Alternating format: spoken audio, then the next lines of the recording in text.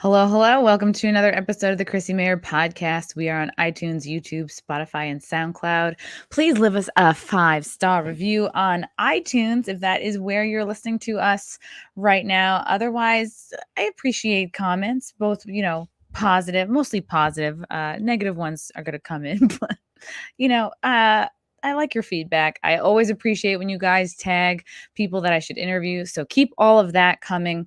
I'm doing stand-up this weekend. Actually, this Friday, I'll be at the Stress Factory in Bridgeport, Connecticut, doing 2 shows, October 29th, 7:30 and 9:30. Get your tickets now. And then I'll be in New Jersey that following Saturday, November 6th at Tiff's Ale House, aka the Dojo of Comedy in Morris Plains, New Jersey. That's going to be one show at 9 o'clock. You can check out my website, chrissiemayr.com, for tickets. Quick shout out to our sponsor. We all know dating apps are horrible. They're superficial. You're swiping faces. There's quote unquote expert matching apps. Both usually waste your time.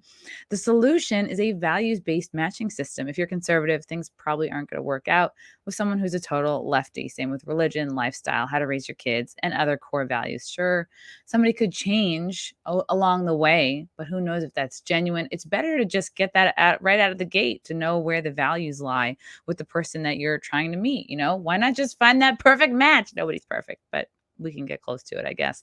Jerome is a new free values-based dating app. You pick the deal breakers and deal makers. Jerome is also video only for more human interactions. So go to jerome.date/CMP in your phone's browser, click the iOS or Google button to install, and use the invite code CMP to sign up. And if you're already matched up, tell your friends and get your partner to tell their friends. That's DROM.date/CMP, designed to meet your perfect match. It's free to use and you have nothing to lose. I almost wish I was single so I could try it. I've met all my boyfriends in person. It's so retro, so old school. I'm so excited to have this guy back on the podcast today. Woo! He's hot. He's a best-selling author. He's a math PhD. He's the founder of New Discourses. He's the king of the world. I think I'm going to make my boyfriend dress as him for Halloween this year. It's James Lindsay. Hello. Welcome back. That was what I wanted to hear. Yeah. It's good to be here. Thank you. Thank you. It is so good to be here. I am so sad that I missed you in Nashville. I was in Nashville all weekend for this medical freedom convention that was happening at the Gaylord Opryland Hotel, like the biggest, most fabulous. Basically, it's like an indoor rainforest. It's an indoor mall. There's so many restaurants and bars. And then they also had this, really cool convention going on. So I'm sorry. It is a phenomenon. But Tennessee is a very odd state, and I don't live in Nashville. It is 3 states long and half a state deep, is what a friend of mine said.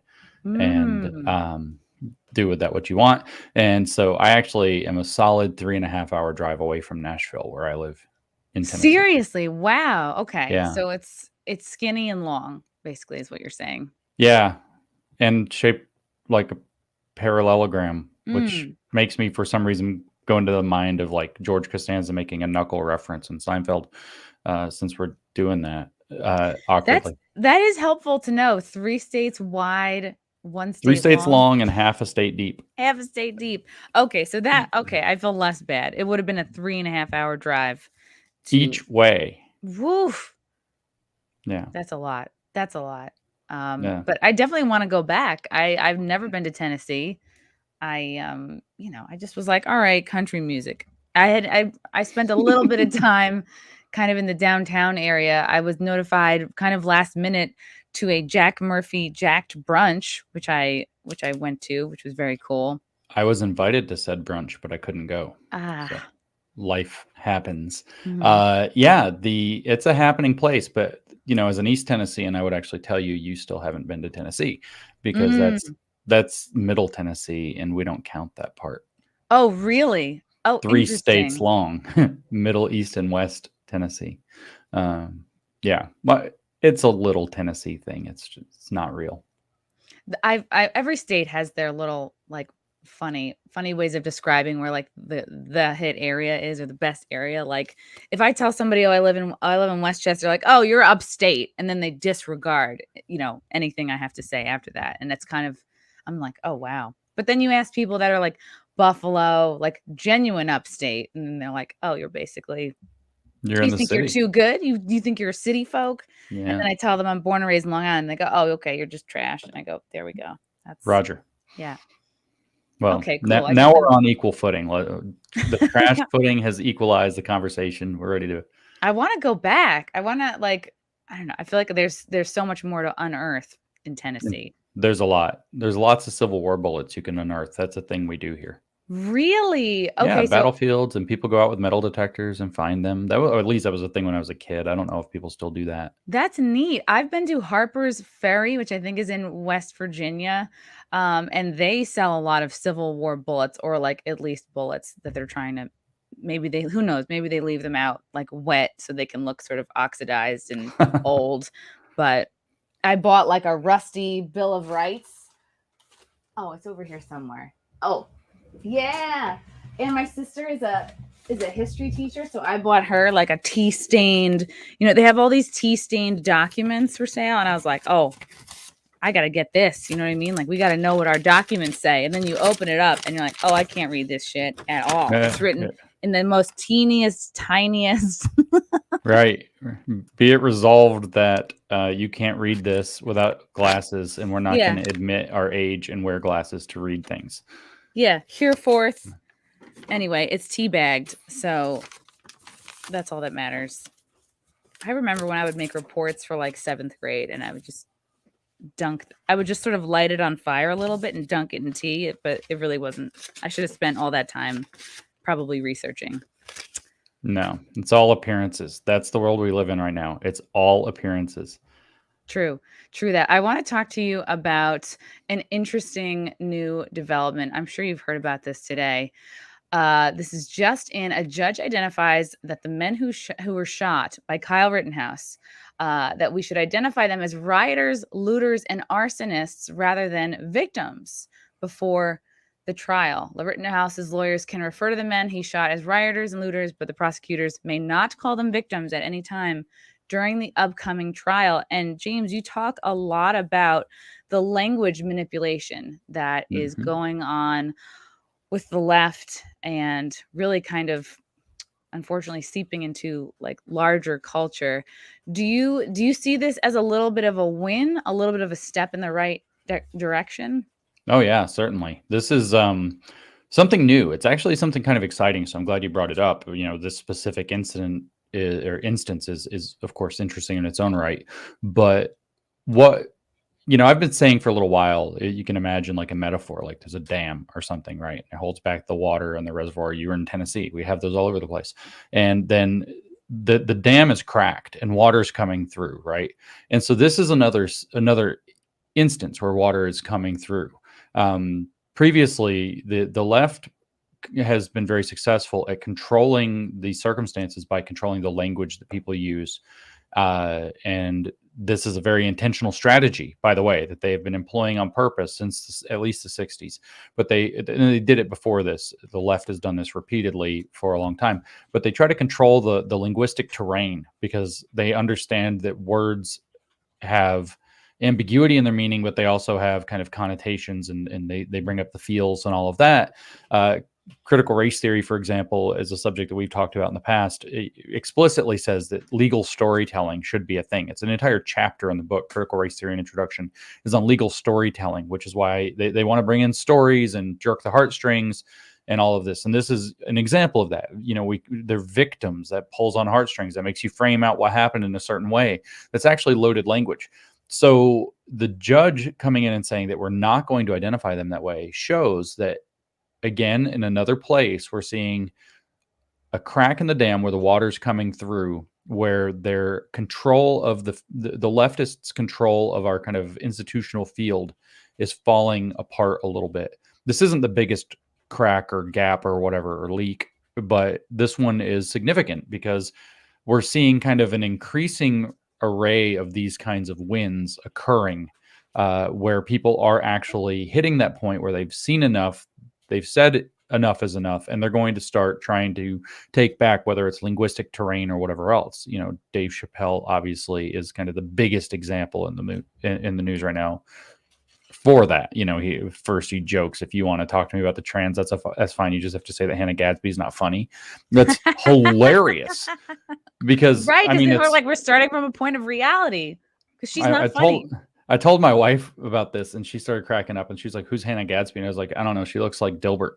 And that's as far as it all went. Yeah. I know. She's lesbian Dilbert. Mm-hmm. Yeah. Vax Adams over here could have created her. And so this is the Dave Chappelle, though. He took it further, right? He had his statement that he made last night. So this is almost like a hole in the dam with water streaming through. He's like, "I'm not going to bend the knee. You're not going to tell me what to do." He has this stance he's taken. And I think that this story with Rittenhouse and the judge is just another example where normal people in sometimes professional positions and sometimes just normal moms and dads, especially right now, everywhere in the country, are, enough. Like all last year, I was telling people, you got to stand up now. It's going to get harder. Stand up now. And they were like, no. I might lose my job. I might get lectured at work. Somebody might get mad at me. I might lose a friend. And I was like, okie dokie. And now people are like, oh, wow. Well, it's worth it. I mean, another crack in the dam. I don't know if you saw the thing with Justin Trudeau's security sniper thing. No. This is going around. I don't know but apparently, if I have the story correct, I think I watched the video, so it's real. Obviously, I saw a video on Twitter. It must be real, but it's allegedly, Justin Trudeau. He's a Canadian. That's our communist neighbor to the north, and he's prime commissar or whatever he is of Canada land, and he has a security detail and has a sniper. Or a lead sniper, maybe many snipers to protect him. He's, head of state. And the guy's like, I don't care if I lose my job, no more tyranny, no more medical tyranny, no more segregating, like this whole thing. So the cracks in the dam are starting to show. Their narratives aren't holding up well. The manipulations that they used, that Rittenhouse is on trial in the first place, like he is, the manipulations seem to be kind of crumbling a bit. And this is an encouraging development. I'm trying to search for this Trudeau thing that you're mentioning. Well, I mean, I retweeted it, I think, which would mean that it's 3,000 miles down my Twitter feed since it was last night or whatever. So, I mean, I might have that wrong. I don't think I have it wrong, but yeah, this guy did this video anyway, and if you can find it, here it is. Okay. Yeah, I found it like right away. I typed into Twitter Trudeau sniper, and it's all over the place. I guess you're better at searching than me. No, you know what it is? It's like I get under. I'm like, find it quickly.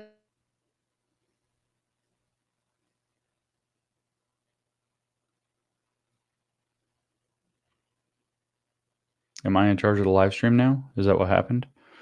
I don't know what happened to her, but I will just fill in while she tries to figure out her tech things, unless it's my tech thing that's the problem. Absolutely massive interview that I'm sharing today. I tried to fill the dead air for you. That link didn't work, Frank. Okay. Here we go. Exclusive Trudeau's. All right, I found it. It's coming. He says he's prepared to leave his job over the vaccine mandate. His personal sniper detail is prepared to leave their jobs over his vaccine mandate, which the officers call authoritarian type behavior with a U because it's in communist Canada, that they will have no part in. And so, yeah, here it is. Things are there. That's the video. That's what I was reading just now on the Twitter link that was in there. And so, yeah, something exciting is going on. People are realizing that stuff's at risk and they've got to speak up and do something. That this isn't normal and natural, or like, oh wow, we have this problem, we have to make some sacrifices to solve it. Something's up. Were you ever worried at a point like, okay, well, this one ruling was made that we have to call them protesters, rioters, looters. We can't call them victims. Do you think it was a big goal of the left to sort of get to the point so where the folks who are making those decisions will not go that way? They would purposely, like, basically not acknowledge reality that it was out of self-defense. Do you think that was sort of the left's plan to get to a point where what just happened wouldn't happen? Yeah, their thing is total narrative control. It doesn't matter what it is; it's total narrative control. And so that would have been a necessity. I'll just read to you. Actually, I put this on Twitter, so I'll read this thing. It's from Herbert Marcuse in 1972, in a book called Counter Revolution and Revolt. And I don't know who knows who Herbert Marcuse is, but he was basically the architect of what we call the New Left, which means all this crap that's going on now as it existed in the 1960s, going into the 1970s, and has now gone on steroids. He's basically the guy who cooked it all up through the 60s. And so in 72, he writes this book, Counter-Revolution and Revolt, and he says this. He says the radical refusal, which means the radical refusal of our whole society, the radical refusal to protest appears in the way in which words are grouped and regrouped, freed from their familiar use and abuse. Alchemy of the word, the image, the sound, creation of another reality out of the existing one, permanent imaginary revolution, emergence of a second history within the historical continuum, permanent aesthetic subversion. This is the way of art. That's their idea. That's their mission. That's their goal. So their architect in the 70s was saying, oh yeah, let's divorce words from the regular meanings and make people play in a second reality that we're under control of. So absolutely, the goal would have been to pressure. The goal would have been to pressure the judges or the lawyers or whoever else is involved. We're going to disbar you if you don't use the language that we want you to use the way we want you to use it. We're going to, whatever it happens to be. So the goal has definitely been to control the linguistic terrain.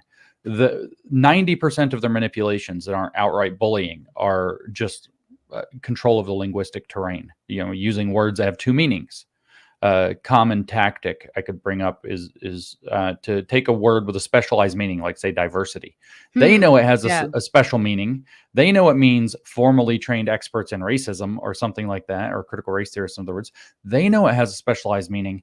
You don't know it has a specialized meaning, and they're on the committee and they say, well, let's put the word diversity as a goal in our thing. And so then you say, okay, and then it gets voted into policy. And the second it's now voted into policy, wham, specialized meaning comes out. Oh, we agreed that we're going to do diversity, and this is what diversity really means. And they trick people. They literally trick people this way over and over and over and over again, because people believe that they assume. I have a guy that's written some stuff for me at New Discourses, actually a book that's coming out soon through New Discourses called Counter Wokecraft, and he calls this technique using crossover terminology. The technique specifically he calls a reverse Mott and Bailey Trojan horse, but the way it works is through these things he calls crossover terms or crossover words. So diversity is a crossover word, because why on earth would you ever ask for a specific definition? They say, oh, let's add diversity to this. And you're like, oh, I know what that means. I'm not going to look like an idiot and ask what it means. But then there's only one word that's called diversity. It's like, well, right.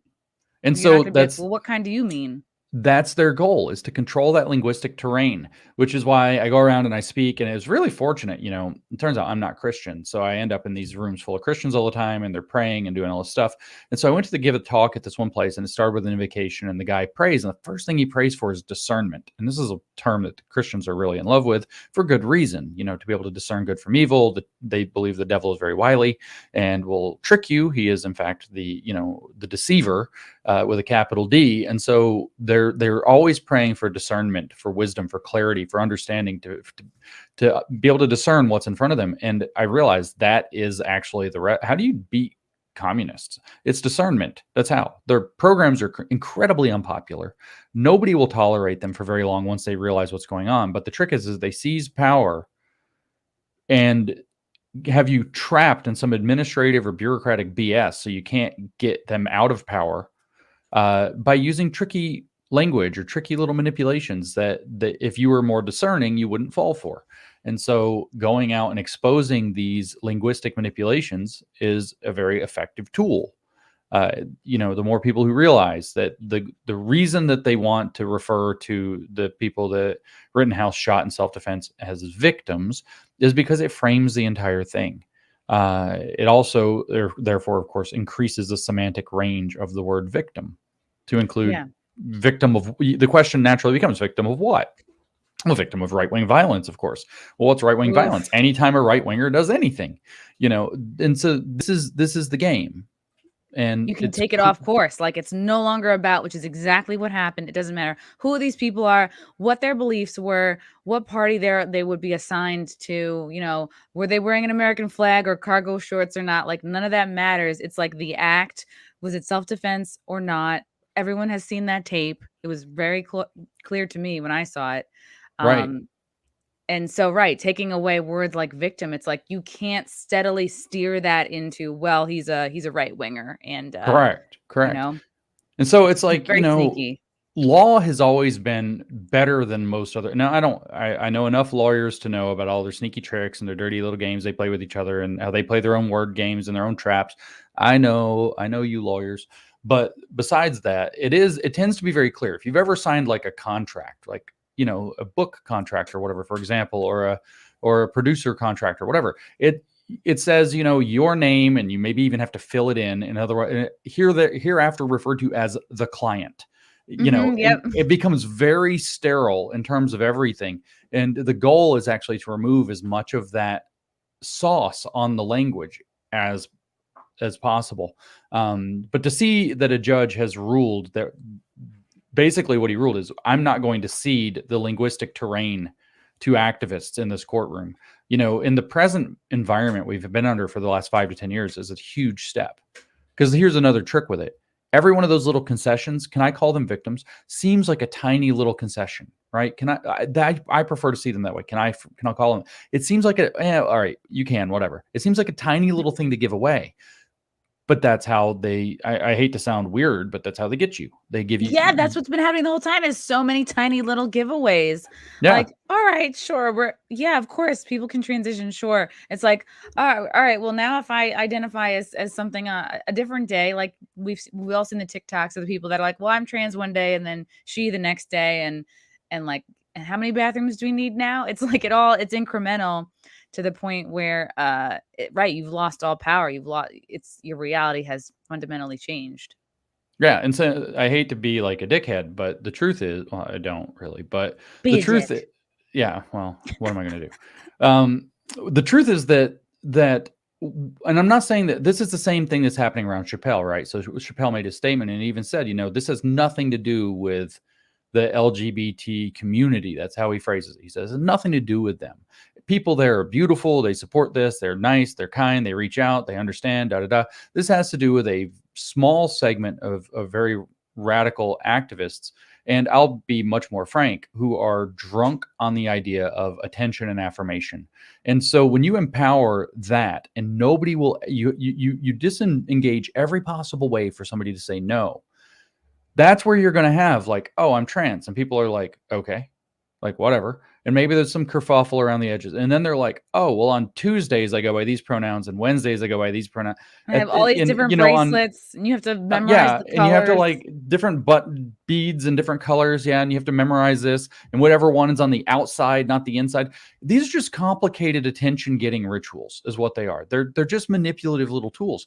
And Chappelle's mostly correct. The broad thing that doesn't really even need to exist under a coalition style acronym, LGBT, QI plus 2, whatever, all the stuff, hot dog emoji, whatever's in there. Unicorn, yeah. hashtag, yeah, hashtag unicorn poop. And whatever it is, like this broader community, the alphabet soup community, if you will, isn't well represented by attention whoring grifters within their ranks, who are the ones who are the least tolerant. They won't accept. Okay, in fact, they find it insulting if the attitude was, "Oh, you're trans. Okay, cool." And you can think of like a spoiled teenager, right, who comes out. You can imagine. I'm sure this happened many times in the last decade. Some teenager dramatically comes out to their parents, "I'm gay," and it's like, "All right." And then, you don't love me because you didn't get mad, that kind of a reaction. Like, and I'm gay. It's like, all right, you still have to eat all your beans. Like, yeah, right, like, what do you want for dinner? Cool, we got the trash. Like, yeah, that's your chores. We're busy, good for you. And it's like, you didn't get, but the specific reaction, you don't love me because you didn't get mad about it. Like, that's the sort of thing that which is a teenager idiot thing. Like, whatever, teenagers are teenagers.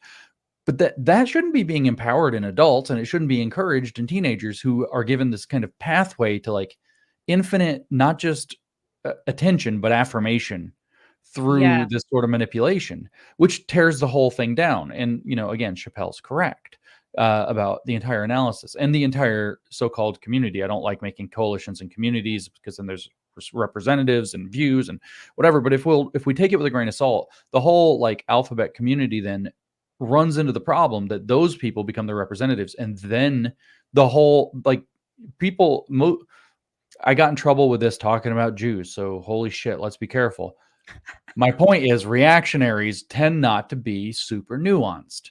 And so the reactionary people who are going to be the ones who end up gay bashing or something as a result of being frustrated over this are doing it out of misplaced anger that's sloppy and completely unjust. There's nothing that you can possibly respect in this. So I don't want anybody to be confused on my position.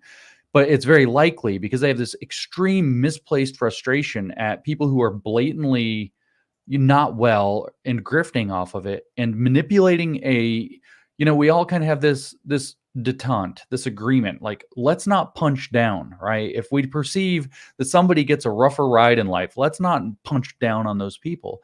And then there are people who are grifting off of that agreement and ruining it for everybody. And the people, same thing happens with the Jews. The people who are going to get victimized for it are people who deserve it least.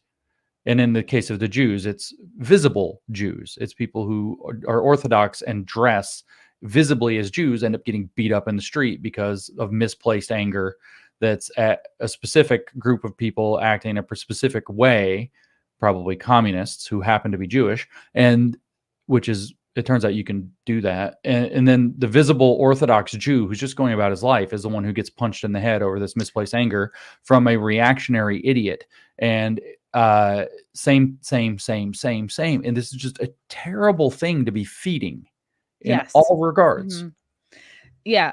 You made a really good point about like who are the sort of trans representatives right now. And it's like, right, what's going to get you noticed is like, do you have the most kind of insane looking TikTok? Like, are you attention getting to look at? Like, it's the person who's covered in piercings and colored hair and like very out there is going to get more views than like a Buck Angel who is like, older, a little more measured, a little more wise. But it's like the Buck Angels should be the representatives for the trans community. The Blair Whites should be the representatives for the trans community. And it's like, you look at kind of like who is being pushed. Like, okay, if I were trying to sell transgenderism, right, who would I sell it to? It's just like, I'm trying to make it like an example of like, okay, I notice all the propaganda and everything that's coming at like our young people and all this drama over like, can we put our kids on hormones? And like, and maybe like it gets like teenagers thinking, do I need to be on hormones? It's like, no, I was a tomboy. Like I was very like, when I was younger, like you probably could have convinced me to start going on hormones because I was flat. I really liked sports. Like I wasn't into boys for many years. But it's kind of clever. It's like if you are pushing as many people to be trans as possible, yeah, I think you would start with the younger, more impressionable folks. And in my opinion, that kind of looks like is what's going on. And it's like, and these kids are also like, and by kids, I mean like really anybody under 35, but like, and these are also your representatives, but they also have all the hallmarks of like just being young and dumb and like not thinking things through. So it's like you have all the worst qualities.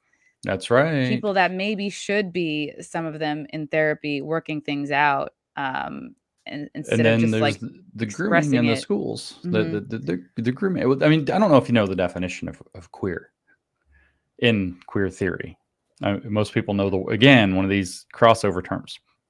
It's not anyone who just says yes. That was my That's right. Yeah. It's trisexual. I'll try anything once. Yeah. That old joke. No, it means queer is defined as an identity without an essence. So imagine like pumping this into, say, middle school kids or even younger, 8-year-olds.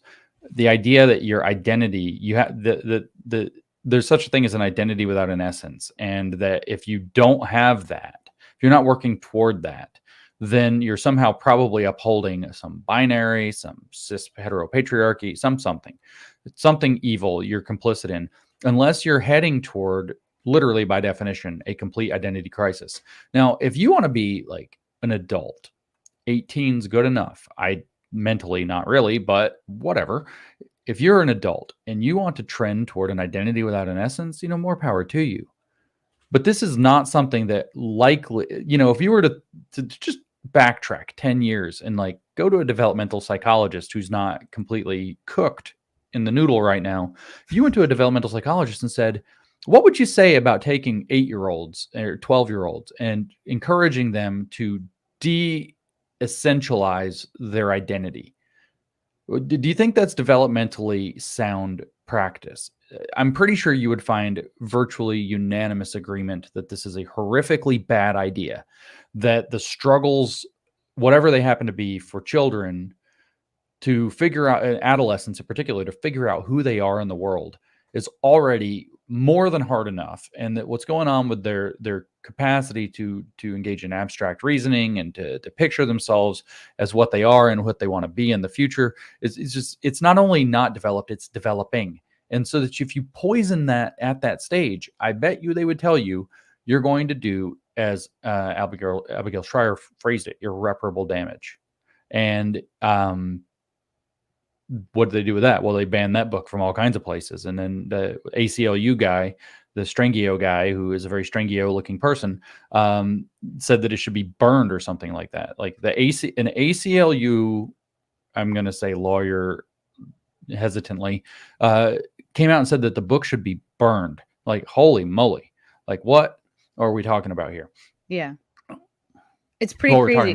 I think back to control, right? And like the hormone thing, like I think back to like the biggest mistake I would have made in high school would be like getting a tattoo. And now it's like the biggest mistake you can make in high school is like getting convinced to cut off your dick when you're just maybe going through a phase, like, or like taking double mastectomy. Why not? Doing irreparable damage. Yeah. And then you're like, that's the rest of your life that's determined by like a few years of going through it, of dealing, which we all go through it, a few years in which the entire, like, it is literally the running joke of society that those few years, and I mean probably since antiquity, that those few years are a bit famous for bad decision making.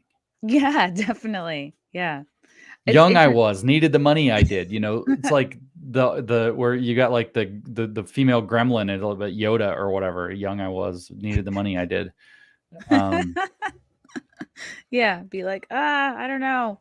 I was on Craigslist. I didn't mean it. This is so interesting. We're talking about like impressing upon language what you want, or like impressing upon kids and their thoughts what you want. This was a great example. You retweeted it, James. It's from my thin-formed MKE. Myth-informed Milwaukee. Myth-informed. I can't read Milwaukee. That's everybody is always talking to me about him. They're like, who's that Mike guy? And I'm like, what? And they're like, the one with the MKE. Myth-informed Milwaukee.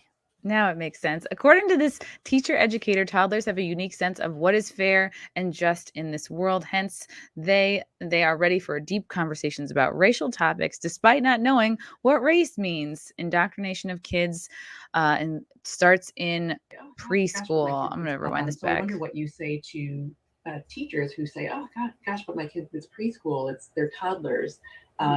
We don't need to talk about difference. That'll just create differences." I just wonder what you say to those folks. Yeah, I've actually had that question quite a bit. And I tell them, if you spend time with those children, they let you know justice and fairness are top of mind for them. I don't know if you've ever been in a room of toddlers. They will tell you what is fair and not fair. I taught 2-year-olds and they don't miss a beat. If you have one more than I have, I'm going to notice that. And they know why did she get to go in that area and I'm still over here? They'll come and ask you those things. So children very early on have a sense of what is fair in the world and what is just and how do you make things right. So for folks who shy away from that conversation, I say, yes, but if you listen to the children, they're telling you they're ready for these kinds of conversations. They're telling you, James. And they may not know the word race, but they do know differences. They do know justice. They have a sense of that. And when it comes to race, if you want to be explicit in that, right, talk about race with young children, part of that is being prepared for that conversation. I remember getting ready to be, when I was a classroom teacher, getting ready for children to ask me why my skin was darker than theirs. So I wonder what you... First of all, her name is Dr. Nicole Russell. She can't even spell her own first name. It's Nicol. So that for me was my first red flag. And then she says, oh, well, this kid is wondering, why am I in the corner and this kid's not? It's like, yeah, because you hit your classmate with a frying pan. Like, kids are not. I was going to say things, but they don't. I was going to ask you if it's okay if I swear on your podcast. Sure, absolutely. Yeah, here's the truth that the Dr. Russell doctor is overlooking is that kids are fucking stupid. We don't want 2-year-olds organizing society. They can tell what's fair and not fair. Let me tell you how that works. It turns out I will use the word precocious for myself as a young man, as a child. And I had this running scam that I finally got the shit beat out of me for when my parents figured out what I was doing.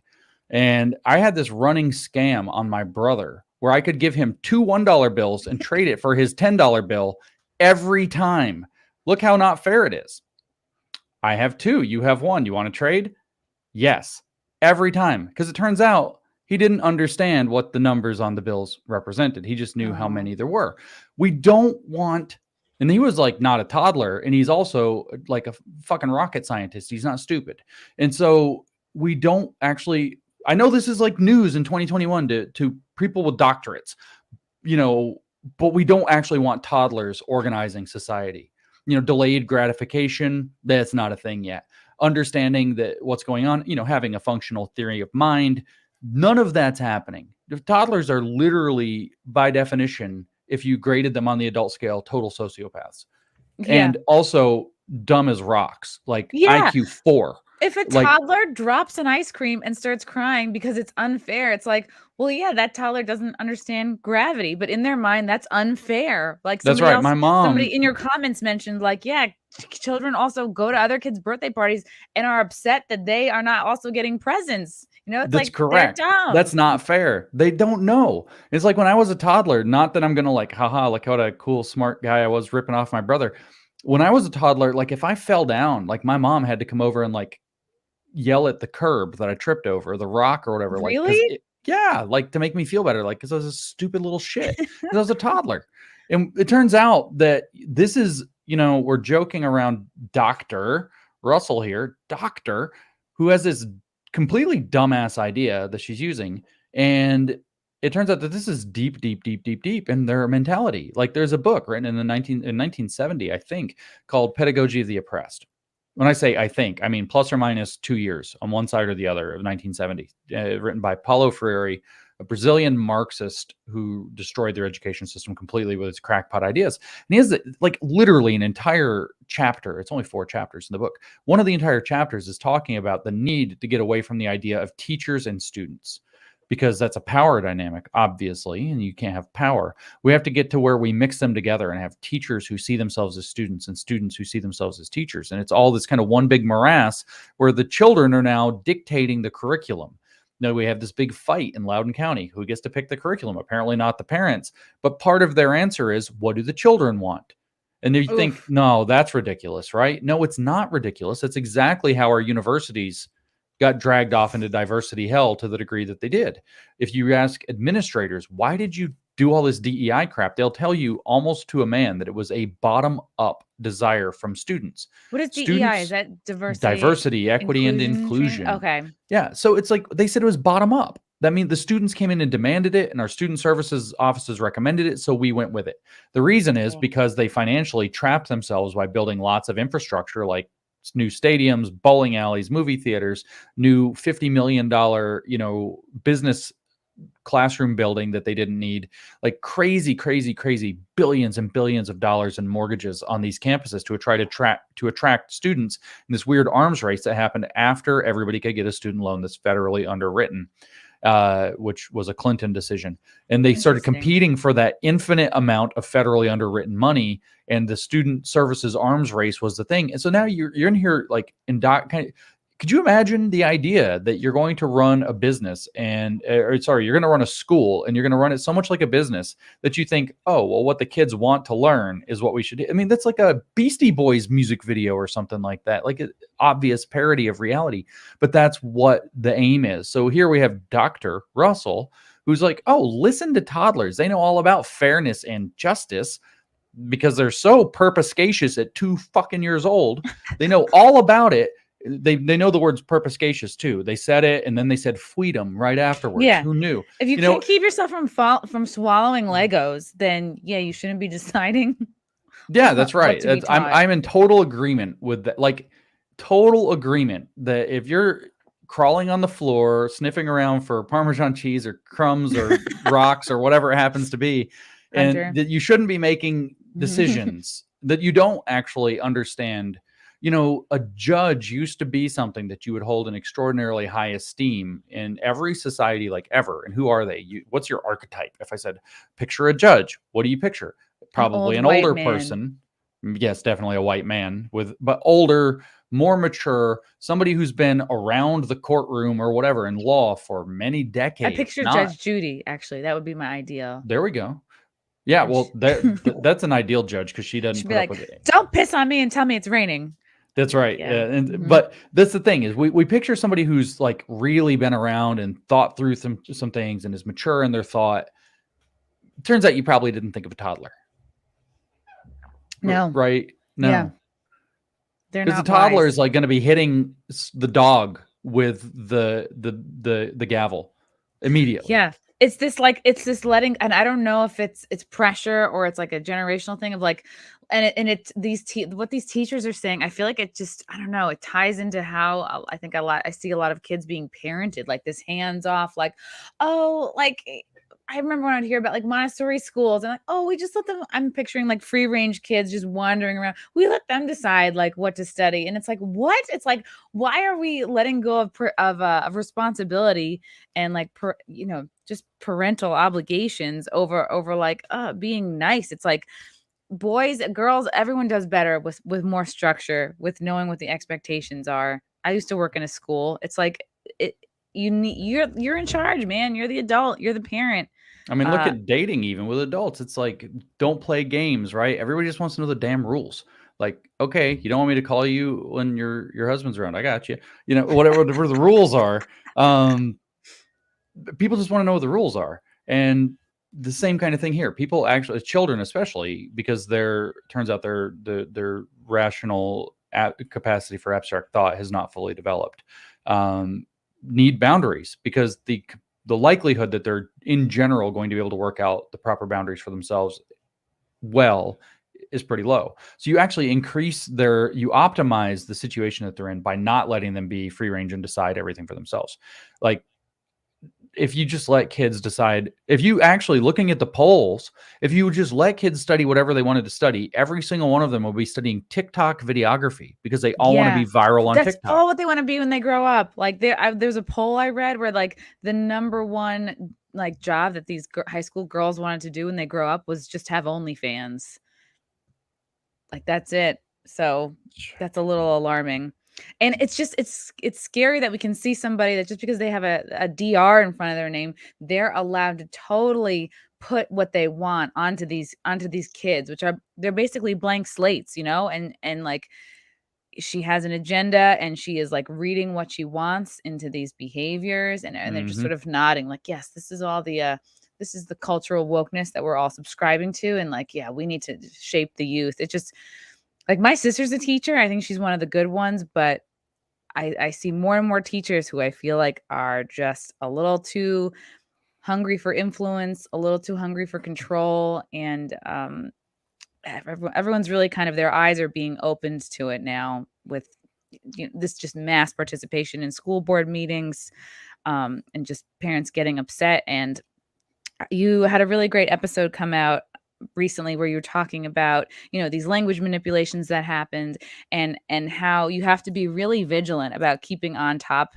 of what's being taught in your kids' school. And, that's just one example. It's kind of all over the culture, but, you're responding to this like, teachers will say, well, we're not teaching critical race theory. We're not teaching it. And you're like, no, correction. Like you're doing it. You are actually doing it. Like you might like mince the words a little bit, but it's like, it is actually going on. And you were telling people what to look for, like look for words like equity, look for phrases like white privilege. Like it's not about what they're saying. Now. Yeah. It's about what concepts and ideas they're teaching. And that sounds like something you need to constantly stay on top of. Like, I don't think my parents, when I was in school, like even looked into what we were being taught. But again, like every generation has its problems that are kind of, I mean, 9 times out of 10, like when I took geometry, we did geometry.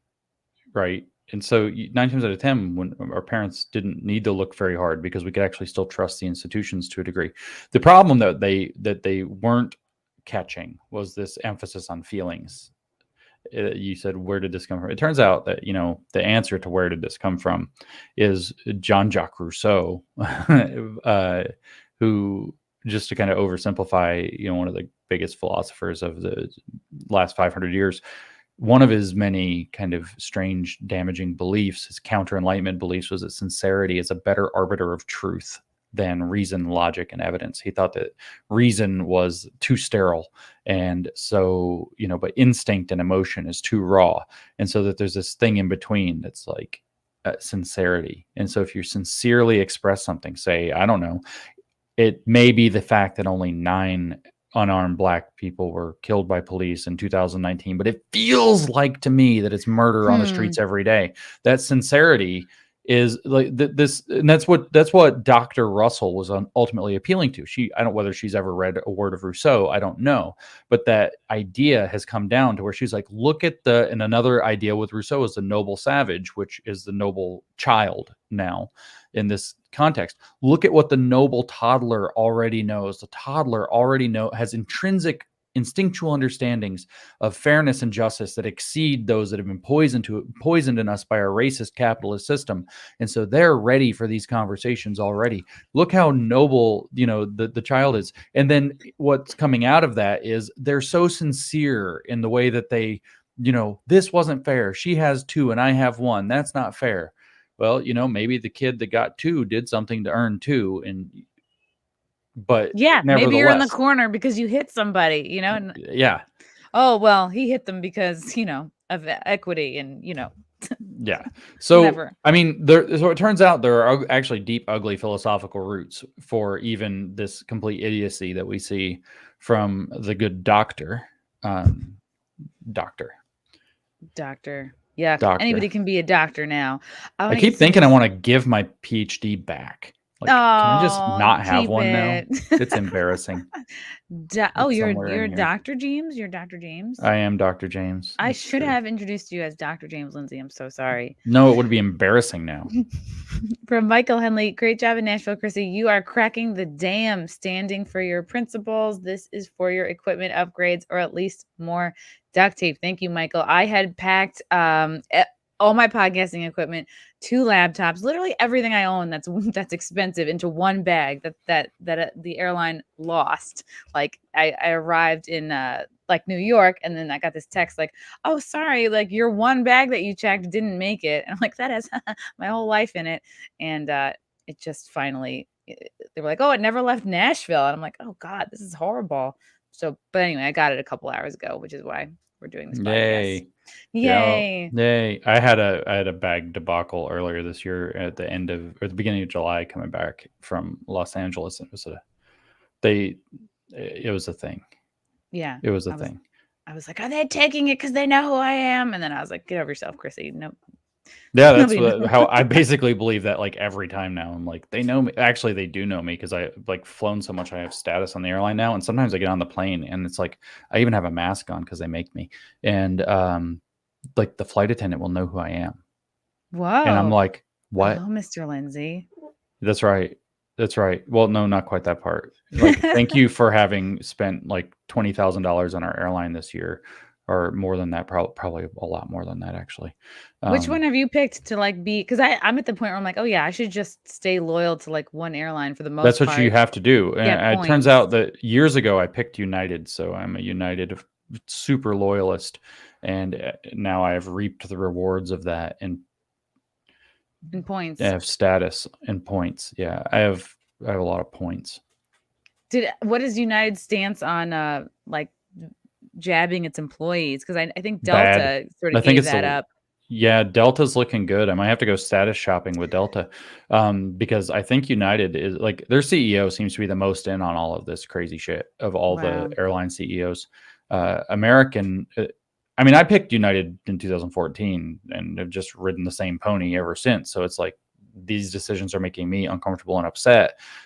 I'm a very, it turns out, pathologically loyal person, and so it's like I will literally take a layover flight on United to get somewhere that I could get a direct flight because it's a hub on another airline.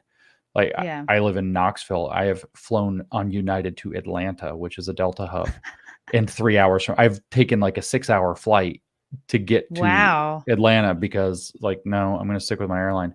Pathologically, like I said, loyal. I only did that once, but pathologically loyal. And it's like, well, if you're going to mandate all this crazy shit with your employees and, you know, whatever, and is it going to be me next, like as a passenger? Like, if you're going to do that, then I'm more than happy to start status shopping around. Turns out if you're a high status on an airline inside baseball, and you tell the other airlines this, sometimes they will give you fast tracks to status or just give you status. Ooh. Because otherwise they know they have no chance of getting your business. Because Yeah. right now, like if I book a flight on United, it's like north of 90% chance I'm riding first class, even though I bought an economy ticket because I'm high status. Oh, So why on interesting. earth would I ever fly on a different airline if I have the choice? So they know that, so they'll match your status. So I'm considering like a loyalty shift of something like that, where, you know, I've entrenched for 7 years now. This is who I fly with. A loyalty shift for a person like me is significant. It's the weight of the politics that are happening around these kind of idiotic mandates that they're trying to shove down our throats. Yeah. I'm starting to be loyal to like American Airlines because I was just like, American, that sounds nice, but I will probably have to bail and find somebody else if they I actually kind of don't know where they're at with jabbing their employees, but Well, they had the freedom flu, so it's up in the air right now. Those puns everywhere. we everywhere. I want to get to a couple of these other super chats. Oh, a lot of fans of yours here. Hello, fans of mine. So many fans. From Little Ragamuffin, the dam needs constant maintenance or it will erode and break down again. The more people working to keep the dam strong, the easier it is to keep the woke waters under control. Ooh, so many creative metaphors. I like it. That's right. That's the other dam, though. That's Vigilance. our dam. Yeah. We have a dam. That's a dam against them. We have a better dam. We sure basically do. have the Hoover Dam of dams. From Nicholas Blackledge, please give James Only Subs a plug. The content on there is insightful and entertaining. So yeah, it turns out I have two podcasts. I have a real one, the New Discourses podcast. They're both real, but I have a New Discourses podcast that's public. Everybody can. It's just accessible for everybody on all the favorite platforms. It's called the New Discourses podcast. You can go find it on newdiscourses.com if you don't know how else to find it on your own favorite thing.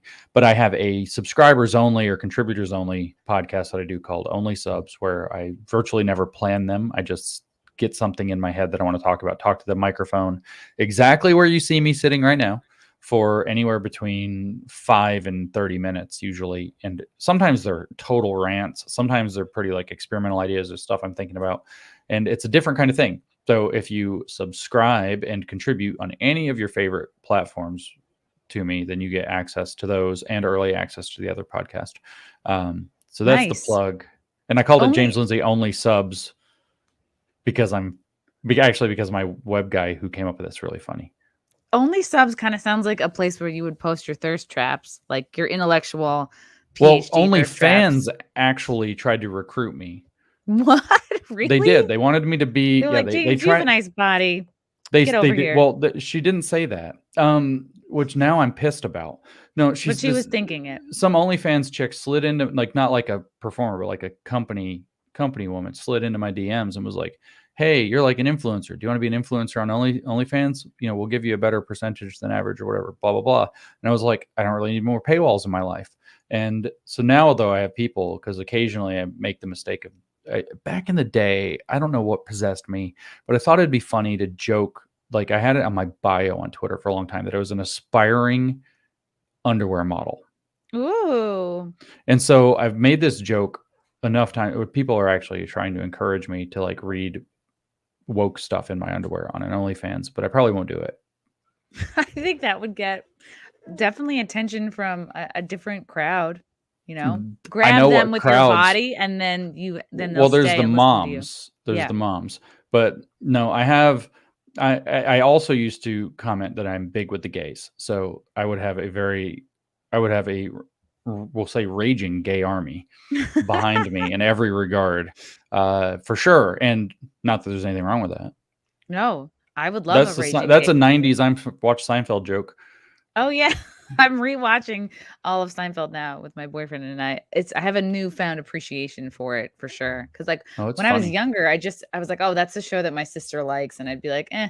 I mean, but I've also really observed that the only character I really like or would be friends with is Kramer. Everyone else is like really kind of a prick. Like That's the really idea. They're all douchey. supposed to Yeah. be totally neurotic, and then Kramer's just a total out there, goofball.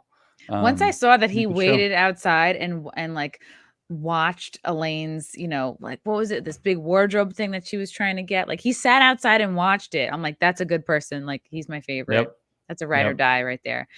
From Vapor Trails, James, you're a hero, the most important public intellectual in the world today. Seriously. Saw you at YAF. Are you getting through to any politicians? You are doing what the GOP think tanks are supposed to be doing, but aren't. Wow. High praise. That is high praise.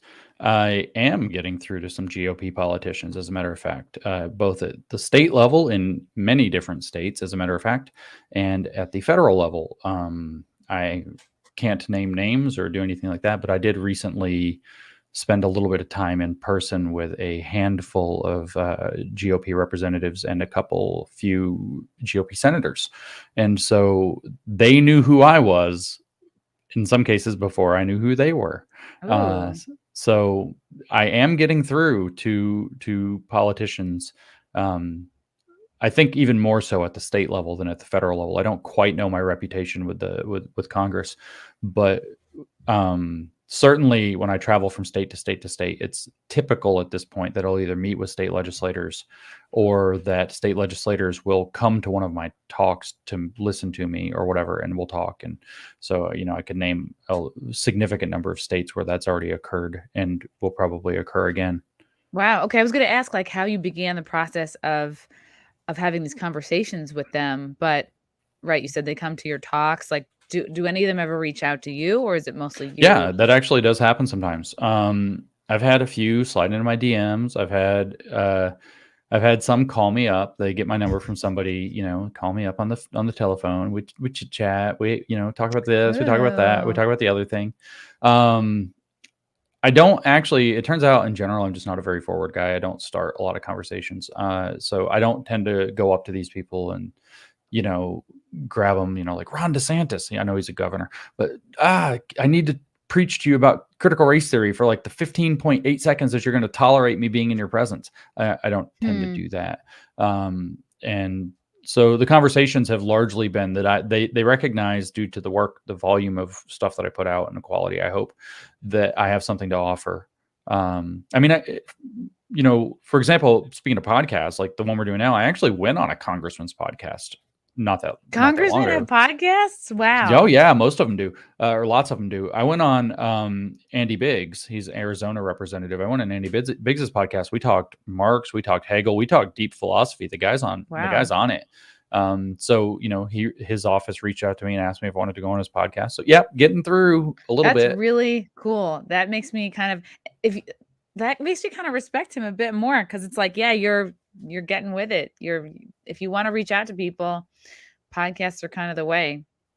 I mean, yeah, I actually have this really weird relationship with podcasts and social media, like in terms of how I think about them. And it's like, it's almost like prayer.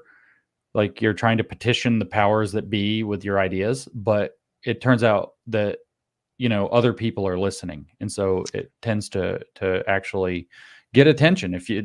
Content is king. If you're putting out hopefully decent stuff that's interesting to people, that speaks to something that they're interested in hearing, you too could be heard by a congressman or the president, maybe maybe not this president.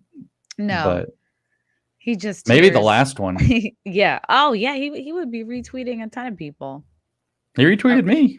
What? Oh my God. You should have that printed and like framed in your bathroom. No, they came after me, right? And speaking of like Dave Chappelle and not bending the knee, they came after me and they were like, you have to denounce him now. And I did not denounce President Trump over that. I wasn't a fan even at the time, but I just thought it was funny that it happened. And he retweeted me and they said, you have to denounce him. And I changed my name on Twitter to James Lindsay, retweeted by the president, instead of denouncing him. I remember that. Yeah. Yeah, that happened. Yeah, that was a thing. What was the tweet that he retweeted of you? I said something along the lines of whenever I hear the words peaceful protesters from the media, I don't believe it, and that's a problem, or something like that. Like I just think I just assume it's a lie or something. And it was totally like not that interesting. It wasn't like a Trump bombastic, It was like observation, like a simple, honest truth. Yeah. It wasn't like, best of luck to my haters and losers, or anything like that. Yeah. Or like calling any chicks like that they look like a man or something. Like, well, I mean, some spicy. Of them do. Well, I did say that Hannah Gadsby looks like Dilbert. Yeah, that's pretty apt though. From Charles Thompson, I think it's a mistake to confuse wokeness with communism.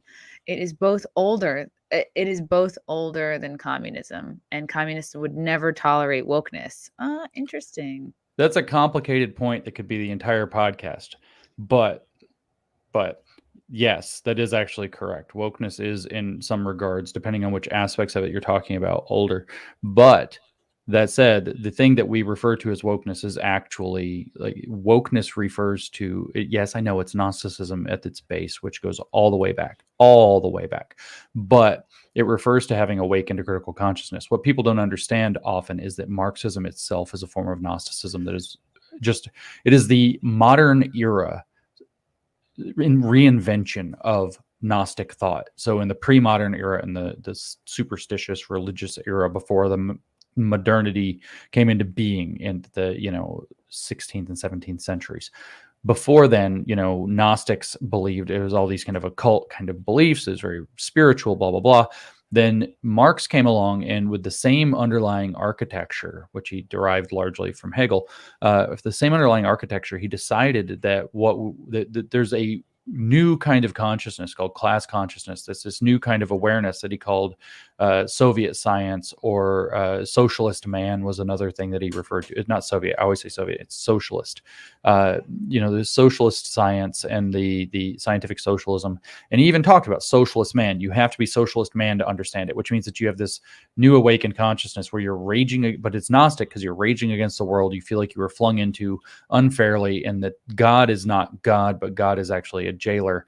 And so what it did was it appropriated all the ideas of scientific thought and turned it scientistic and created this whole new belief system. So when we march down the way, Marxism gives way to cultural Marxism, gives way to neo-Marxism, gives way to identity Marxism, and identity Marxism is what we call wokeness. It's the same underlying architecture. Now, that said, communists definitely reject it, because Workers of the World Unite is an anti-racial idea. And critical race theory, for example, certainly is like everybody has to have their racial consciousness.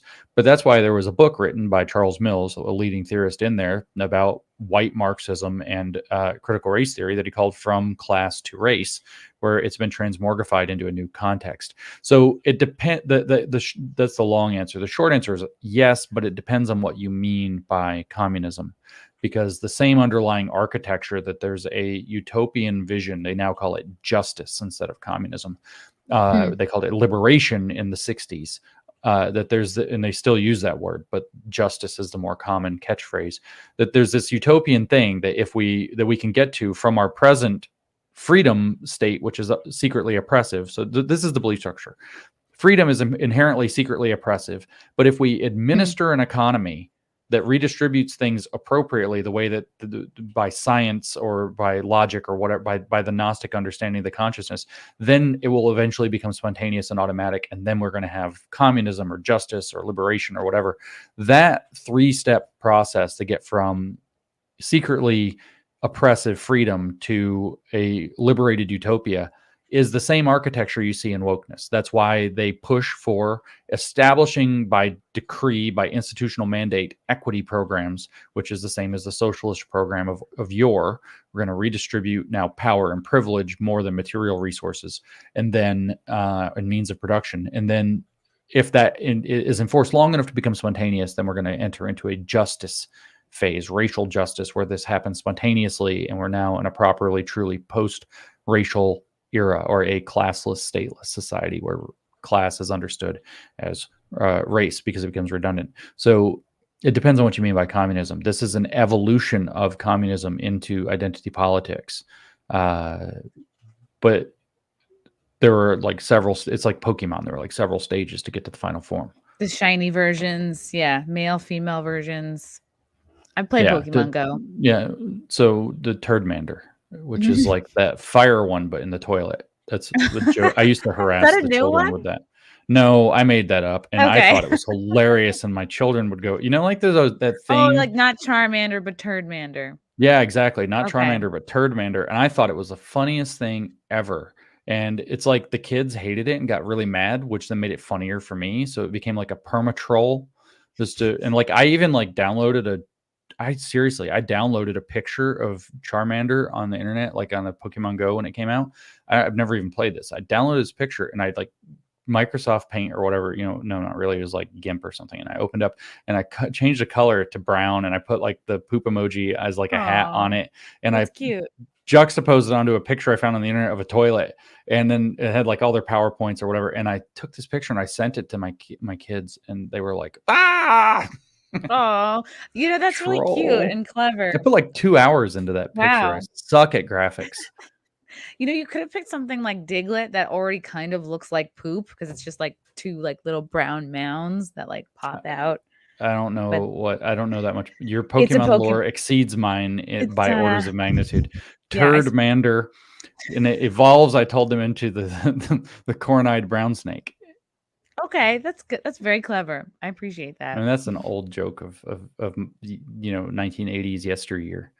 Corn-eyed brown joke. snake. It's a dad joke for sure. Yeah, it is interesting because to me it looks like it's just like whatever it is, the Marxism, communism, like modern day, right, wokeness, whatever you want to call it. To me, it's just like, well, this is the way it's found a way. Like the powers that be want to break apart America and the values we have, and it's just like I just feel like they've been trying to get it in somehow, and it's like, well, they found a way because right, it's like in vogue now. Sensitivity is like paramount, right? And respect. You have to know my pronouns, but really, it's like the sensitivity has sort of turned to now it's like bullying, and I think it's just this was the way it found in. Like, Occupy Wall Street kind of fell flat because I think they didn't want to acknowledge the class issue, but like racism, that's pretty spicy. Like that's something we can fire up and the public can fight about endlessly, but addressing like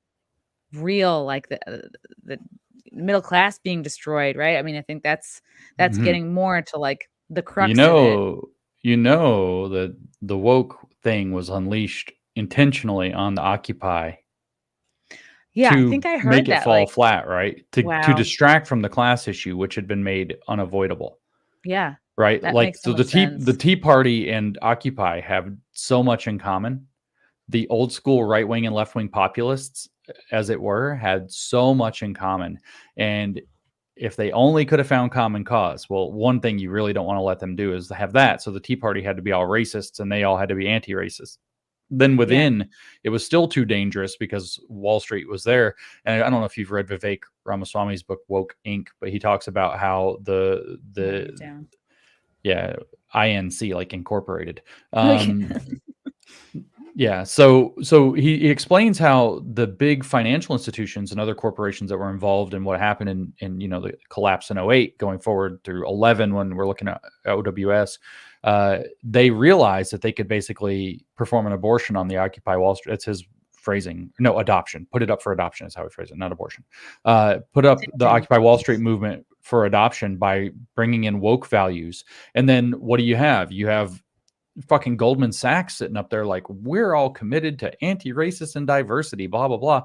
And all the stupid leftists that are kind of like proto-woke at the time are like, yay, we love Goldman Sachs. Meanwhile, it's like everything in Occupy Wall Street is point of personal privilege. We're going to put we're going to put a progressive stack in here. So people of color are going to speak first, women of color before them. If you're white, please listen and learn in silence, or, some bull crap like that. They just ate the thing from and who was paying them? Probably freaking Goldman Sachs. Who was like paying somebody to show up and do that and make sure that those people are well funded and are not going to miss it. Yeah, look at that. That's wokeness is the most potent divide and conquer scheme that's ever been unleashed on certainly free societies in the modern and postmodern eras. it's what it's for. And then they spent everybody 10 years. They spend getting everybody used to thinking this way. Divide.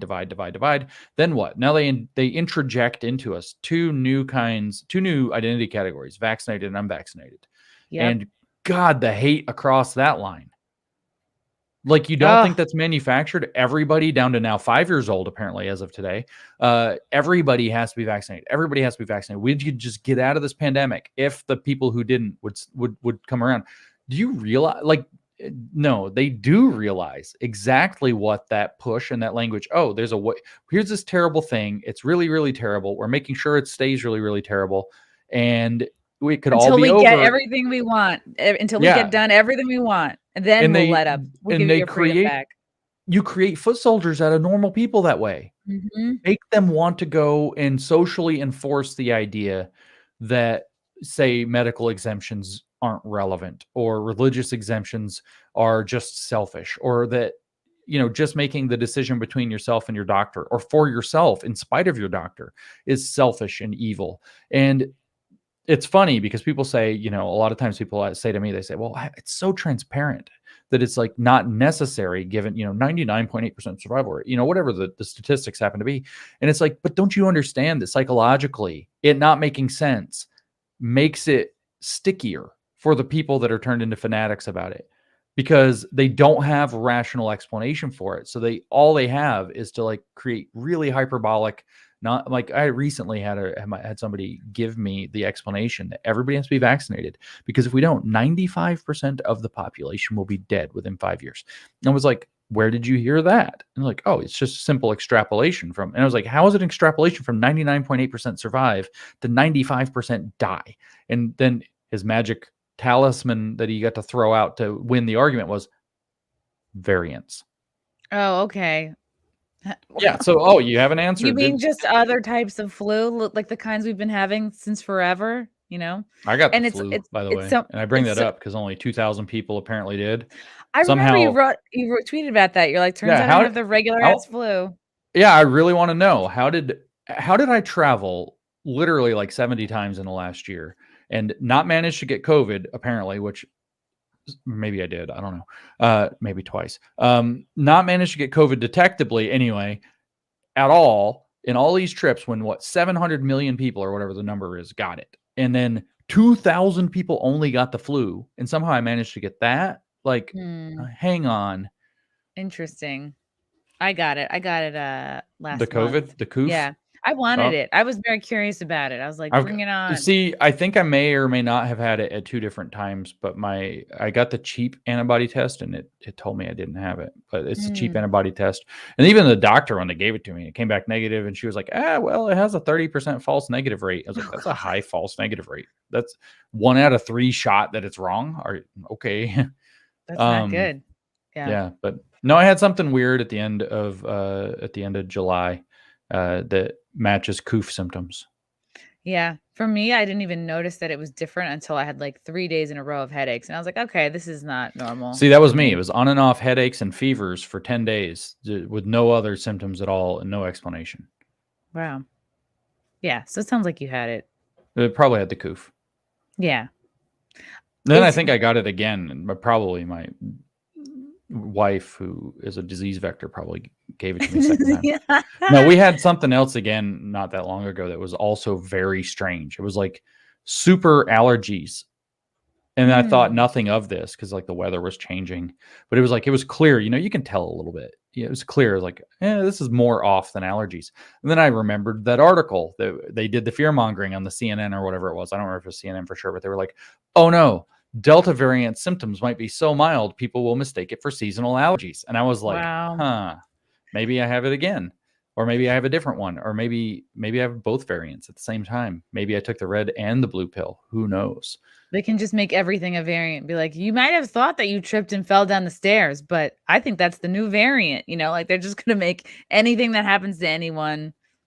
I tried to explain. It's like, I explained to this guy that was telling me that 95% of the population is going to die. I was like, I would rather get it and die than live in a world where I have to be afraid of it all the time. Mm-hmm. Like literally, I would rather roll the dice.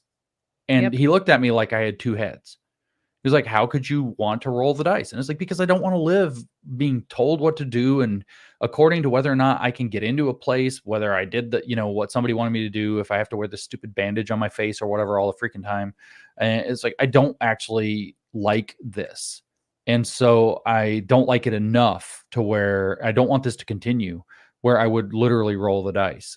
And then his response was like, why won't you roll the dice with the vaccine? And I was like, Isn't it funny how the people who are so desperate, like to live the rest of their lives or get normal for the rest of their lives, are the people that have not been living their lives for the last year and a half? Like the people who have been the most shut down and like locking themselves down, like more than they actually need to, are the ones that are like, we all need to do this. We can get back to life. It's like if you really wanted to live your life, buddy, like you would have been doing it this whole time. Like a lot of us have.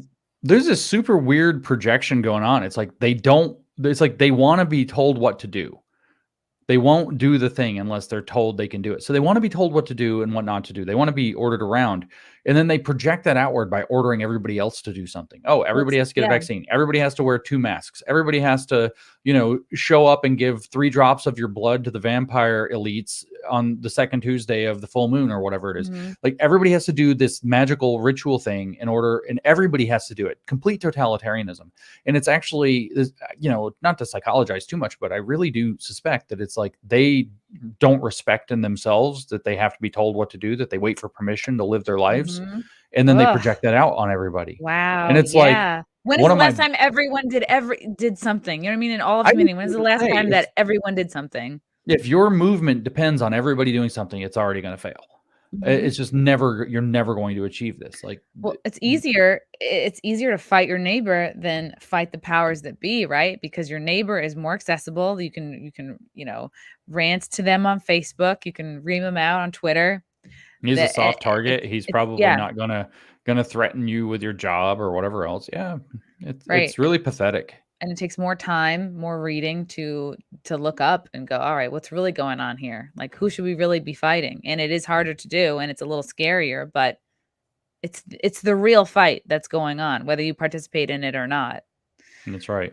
It should be fighting the collusion, the crony collusion between, say, pharmaceutical companies on the one hand and, say, I don't know, the news media that's running their commercial before and after the segment where they do the fear mongering in between. Mm-hmm. Like maybe they should be fighting the office at CNN that coordinates that. Yeah. If you look up and see how much advertising, how many advertising dollars are spent by Big Pharma on our mainstream media, like that should tell you everything you need to know. Like it's so obvious. CNN runs a commercial for some pharmaceutical. They run a fear-mongering segment as the show, and then we have to come back to our next commercial break. And the first thing is another, like Merck commercial or some bullshit. And it's like, dudes, are you not paying attention? Who's deciding what? Do you think? Do you think that this is just, we have to fill these ad slots? No, those ad slots on the very front end are the most expensive ones. Why? Because most people don't watch commercials, so they freaking leave. And, they come back and they're going to catch at least some of the last one, and they're probably going to get up and on the way out of the room to get another, refreshing beverage or whatever it happens to be. They're going to catch a little bit of the first one. Those are the premium slots.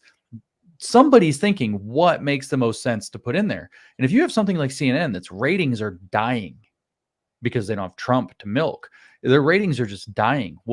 How enslaved are they to their advertisers? The advertisers are going to fill that first and last spot in particular.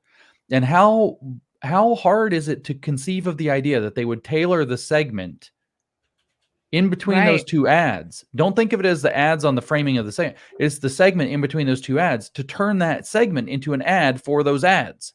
Makes the ads work better. Yeah. Why? Because then those people are going to pay more for those exact same spots in a dying rating system next time. Pfizer's still going to give you $1 million or whatever it is for that ad spot because you just ran an 8-minute segment between two of their ads that tells how can people not see that the cronyism this is one of the things where if I were the thrush whispering to Bard the warrior in the Hobbit, it's like that's where you shoot the arrow, Yeah. The ads have more of an impact if they have a soft ad in between the real ads. I don't think that our news, like our journalists, are all that different than influencers at this point. It's just they do it a different way. It's like, that's right, and I don't. They're it's all crony, and it's like I don't want to play the centrist virtue, right? Like, oh, both sides do it; it's all equal. It's not. The left is completely out of its mind. It's not actually all equal. But Fox News does the exact same thing. I don't know how many times. I don't watch almost any news at all now, but I don't know how many times in the past where, I would turn over to see what's on Fox News and they have some segment. And it's like, Obama's going to blah, blah, blah, blah, blah. They're freaking out. And then it's like, we have to go to a commercial and it's like, buy gold, immediately. It's like, man. Come on, it's like whip up the fear, and then that ad is going to have a higher rate of return. It's going to become a more premium. The business, the cronyism involved in this process is just extraordinary, and it's transparent, and nobody's looking at how, if you're like, oh yeah, some of our huge corporations are kind of leading the country into the toilet to their own benefit, like say Pfizer and Moderna and all the big, pharmaceutical companies. That are making that are involved in the vaccine anyway, or these oral drugs that they're wanting to try to. Apparently, it was like the Frankenstein Merck drug that was horrifically scary, but not ivermectin, which is also made by Merck because there's no new patent on that.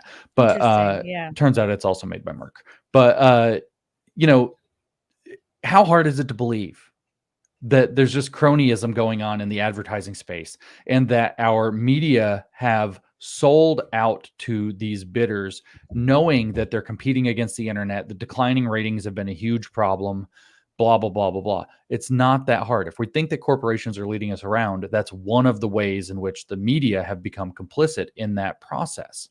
There are others, but that's certainly one of them. And it's amazing to me then that anybody, people are like, well, what's the solution? It's like, don't fucking watch that.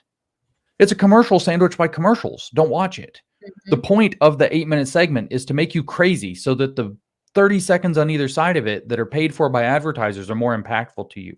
Yep. Stop participating in it. Here's my critical theory, bitches. The heteronymous interests enter you before you even have a chance to understand the state of your own servitude. It's almost a perfect quote from a real critical theorist in the 60s. Yeah, they prime you. The news primes you for the ads so that they have more. The more scared you are, the more worried you are for your health, the more you'll be like, I need all the pills, all the jabs, all the things. Ask your doctor call your doctor again, call your doctor again, call your doctor again. You probably have third-party paying insurance. So who cares if you call your doctor again? Somebody else is paying for it. Crazy. It's so crazy. Matthew Hammond says, did you hear about Carmen Mola winning €1 million Feminist Literary Award? 3 male screenwriters who wrote under a pseudonym accepted the award. No way. Yeah, I did hear about that. And it's funny because, one of our fake academic papers, several of our fake academic papers we did back in the Grievance Studies affair were written allegedly by women. But one of them was a first-person perspective, blah, blah, blah, that was written by me. Of a bitter divorced feminist who was angry with her husband and was doing all this strange feministy anger rituals with her girlfriends. There's a, first person account. And so I felt a great amount of affinity for this. It's the claim at the deeper level to make this sound smart. So, because this is the smartest podcast on YouTube. As you know, being that you're on every episode, or almost every episode. Occasionally you check out. They keep booking me. They just love me. They keep booking. Yeah. Whoever's in charge of this thing really likes you. You're on it all the time. But the thing is, the deeper point is that they actually believe that experiencing systemic power in the oppressed state of that confers upon you extra sight. That used to be called standpoint epistemology by the feminists. It doesn't usually get called that anymore. It's usually just called positionality or a unique voice of color or the result of structural determinism or whatever it happens to be. But they actually believe that you get, and this is a old school dialectical position for people watching that know what I'm talking about when I say that, they believe that if you are in the oppressor class, and you live in the oppressive world, then you only have the oppressor experience. But if you're in the marginalized class, then you know what it's like to be marginalized, and you know what it's like to live in the oppressor's world. So you have two, you have double. W.B. Du Bois literally called it double consciousness. literally a double consciousness, which Jose Medina in 2013 expanded to what he calls kaleidoscopic consciousness, which does not involve drugs, but until after you read it and you need to wash your mind. So if I'm dumbing down this, it sounds like I'm just taking the movie Parasite, for example. Would they have double consciousness because they know the experience of being poor, but they also know the experience of being like rich and privileged because they work for these people? Yes. Okay. That's exactly it. In fact, the old name for this is the master-slave dialectic, which I don't think you're allowed to say anymore. That's what I mentioned. Rousseau, I mentioned Hegel. Both of them were very interested in the master-slave dialectic. Marx called this class conflict. You awaken a class consciousness that you are the oppressed, dependent poor in the rich man's world, and you already know his values and how he operates, but you also understand what it's like to be screwed over by this world. So there is a deep idea here. And the funny part of this circumstance, winning this €1 million award, even with €1 million on the line, the judges, who presumably being feminist, believe that being a woman gives you a particular perspective that can't be replicated by a man, weren't able to they couldn't detect that they were being fooled.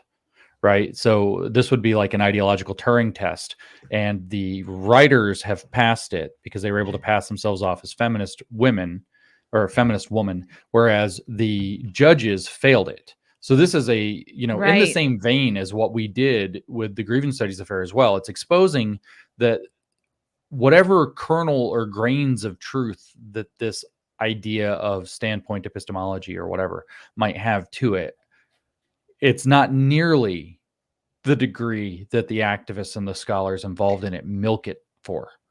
It's way less. And haven't you heard people say like the right kind of understands the left, but the left doesn't really understand the right, but they know themselves?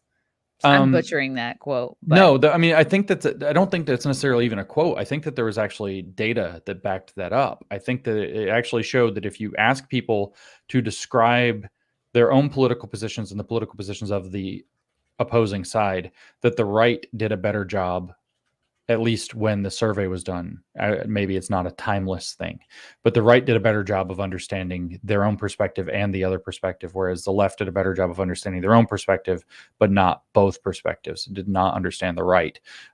That's probably a consequence of the fact that they literally have written off as deplorable everybody, half an inch to their right, and refuse to engage with them or entertain any of their ideas or hear them out or try to understand them, because lest they become polluted. That's the same thing when I read that quote from Herbert Marcuse at the beginning, their idea was that the language itself has its familiar uses and abuses. It's already poisoned with the power dynamics. So we need a new one. Yeah. But that's just a way to tear down what you don't like and rebuild what you do. Like, oh, we need a new constitution that's woke. Oh, how convenient for the people that want to, rewrite the rules. Just say that they're like better or superior somehow. That's right. Exactly. It's evil. Yeah. Do you think history is purposely ignored or distorted to usher in or sort of rebrand communism, Marxism, anti-racism, which is really just rebranded racism? It's like, all right, now it's your turn. Yeah, absolutely. I mean, the rebranding game, it's what we're the same quote, this is like basically it's just rebrand of the project. Let's call it something different. So communism didn't work out. We're not going to do that. We're going to have liberation now. Liberation. Oh, that didn't work out. So now we're going to have justice. And it's this kind of like cyclical rebranding of the same bad ideas over and over and over again. So yeah, I think it does. The emperor didn't have any clothes, and just because he said that his clothes changed colors doesn't mean that they actually did. But it makes it hard to see it at first. These linguistic kind of smoke screens are really tricky. They're hard to see through. So yeah, I think so.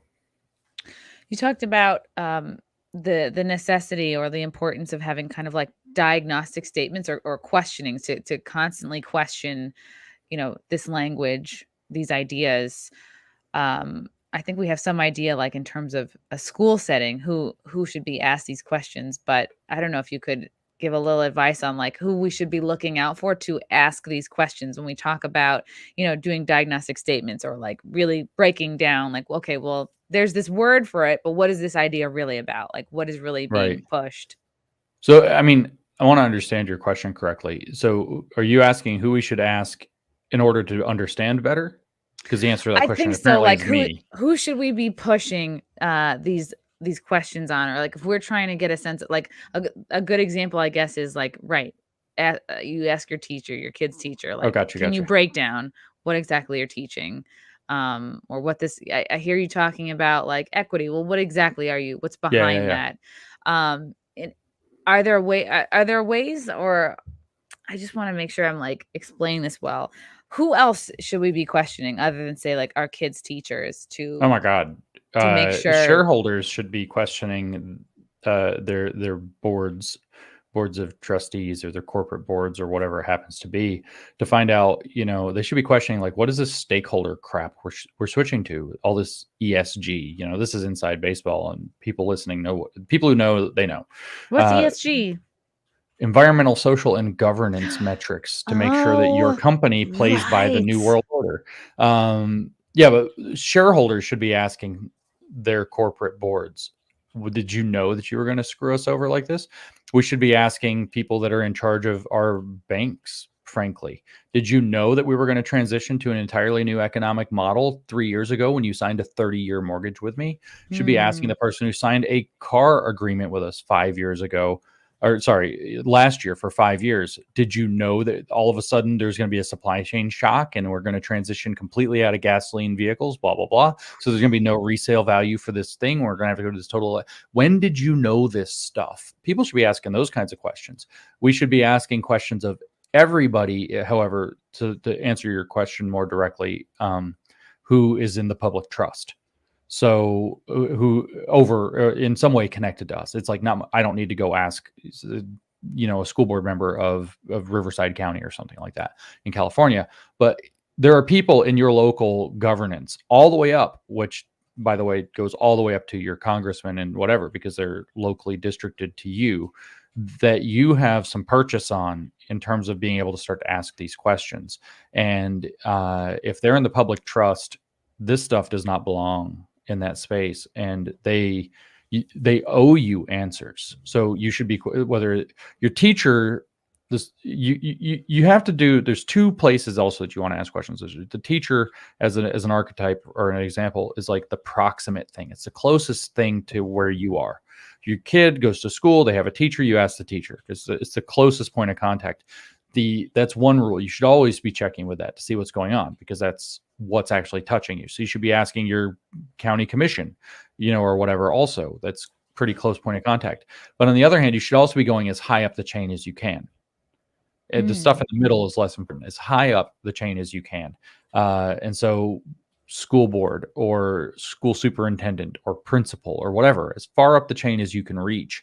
And you have every right, especially if it's something in the public trust, like in public schools, or if it's something you're paying for, like in private schools, you have every right to go ask these questions and to demand not just, kind of political BS answers to them, but legitimate, deep answers to these that satisfy every question that you have. And to the degree that it's possible, you should be able to, issue that if their answers aren't successful or acceptable, that maybe the kids need to come out. Maybe I don't need to invest in this company anymore. Maybe the board needs to be dissolved. Maybe, somebody needs to go to jail, depending on what the situation is. And these kinds of questions need to just keep getting asked and keep getting asked, keep getting asked. If you look at the Loudoun County, Virginia school situation, which is a complete shit show, it's melting down in all regards. It's melting down partly because people kept asking the questions. They just kept asking, what's going on? What's going on? What's going on? What's going on? And more stuff that was getting covered up and that was getting manipulated started to come to light in the broad, not formal legal discovery process, which will hopefully begin as suits are filed, but throughout. So these are the people you need to be asking questions. If you are considered part of their constituency in some sense or another, though, or represented by them in the public trust, you should probably be bothering them and demanding answers, because we're at that point where answers need to be demanded. If you have some kind of a fiduciary or financial agreement with them, these kinds of questions should probably be asked. What did you know and when did you know it? Did you sign this contract in mala fide? And if you did, what are we going to do? Because that's a lawsuit. And are you willing to do that? Those are the kinds of things. And I know this is like that's probably a heavier answer than you're looking for. But No, it's great. It's really great. It's like each person, you could make a chart of like, I think this is making folks realize like you have so much more influence and power than you realize. So if you were to like draw out like what is my whole sphere of influence here, and then you just write out in every area of your life, right? Like the things you buy or where your kid goes to school, right? And then you draw up like, okay, what's the furthest I can go in all these areas? Like, wow, you've got a lot of phone calls to make now, or you've got potentially a lot of influence because you can ask more questions than I think you realize to more people. yeah, I mean, it's very important to also recognize that this kind of public pressure works. It doesn't work fast. It doesn't. You as the one person against the machine is you're going to bounce off the battleship or armor or whatever. But the truth is that if you ask and another person's asking and more people ask, the next thing you know, there's so many people that the FBI has to step in and say that you're all domestic terrorists. I guess the Department of Justice, domestic terrorists for caring about what's going on in your school. This has two effects. One is you either eventually will push and get your way, which is a win and good for you and good for the kids. You know, you get your answers, which maybe they're satisfactory, or you're going to find out that there's a problem and start pushing for steps to solve it. Or like with the Justice Department naming parents domestic terrorists on what looks like some extremely shady circumstances, and some weird collusion with the White House and all kinds of things that are very ethically dubious. You not only reveal things, but end up forcing their hand. Merrick Garland deciding to declare parents domestic terrorists did more to galvanize the country against them than probably anything that's happened so far, even more than the vax mandates. And history has actually shown that when there's these kind of attempted revolutions, one of the weakest points they have is if they lose parents. If parents start to believe that their children are legitimately at risk by the changes that are attempting to be swept in, parents become a force that these regime change attempts tend not to do very well at reckoning with. Because if you're a parent, chances are pretty good you will literally do anything, including sacrifice your own life for the welfare of your children. And so the sense of what do you have to lose gets really, really real really fast. And that passion of a mama bear, and not to put the dads down, but B, a dad who's the mom told him to go do something, because we all know how dads really work. Mom said, you should go do this. And dad was like, you're right, I should. Yes, dear. Two most important words in any marriage. Yes, dear, at least for the husband. And do you have a happy wife, happy life pillow in your house? I don't have a pillow, but I actually have a policy that I won't accept. I'm not even interested in hearing any feminist theory that can't explain the existence of that aphorism. If you can't explain why happy wife, happy life is a long-standing statement, it's patriarchy. Really, is it? Is that patriarchy? Really? No. Oh, it's benevolent sexism. You're damn right it is. If you can't explain why happy wife, happy life is a thing, I don't want to hear your feminism. It's like I have a friend whose position on the pronouns is extraordinarily strong. She's a detransitioner, and her stance, it's like where Chappelle was like, yeah, I'll talk to you if you admit that Hannah Gadsby's not funny. And hers is actually like, yeah, I'll recognize your pronouns if you admit that you're mentally ill. Oh, that's interesting. Yeah, good point. If you're struggling, I got your back. If you're not struggling, okay. Mine wasn't that hard. My respect pronouns rule for myself is I respect them until you abuse me in any way whatsoever. If you demand it or you get pissed or whatever, like, respect is a two-way street, and you just lost mine. Absolutely. Yeah. I love it. Like, respect has to be number one. Quickly from Vincent Adrian's, Uber surge pricing in Nashville can be a pain. Gotta support creators making amazing and funny content. Thank you so much. Yeah, there was a couple of surges out there. Yeah, I've been getting hit with that with the Ubers. From Demanji, hey Chrissy, how the hell are you? Hail chat. Thank you. And one here from, I don't scroll by it. Ooh, Myth Informed. I told you. More and more K-12 educators are explicitly stating that they are teaching CRT. Are they going to try and defend the indefensible? Yeah. So good question, Mike. That's a joke, by the way. The answer. So this is true for people who don't know. I think literally like within the last 20 minutes before I got on here, so now like a couple hours ago, I saw on Twitter, like it's probably near the top of my Twitter feed right now, in fact, that Fairfax County just openly said, yeah, of course we teach critical race theory, and critical race theory informs like all these things. So they're actually now starting to admit we teach critical race theory, the lie that they've been saying all year. It's not in schools. It's not in schools. It's not in schools. Now they're saying, well, yeah, it is.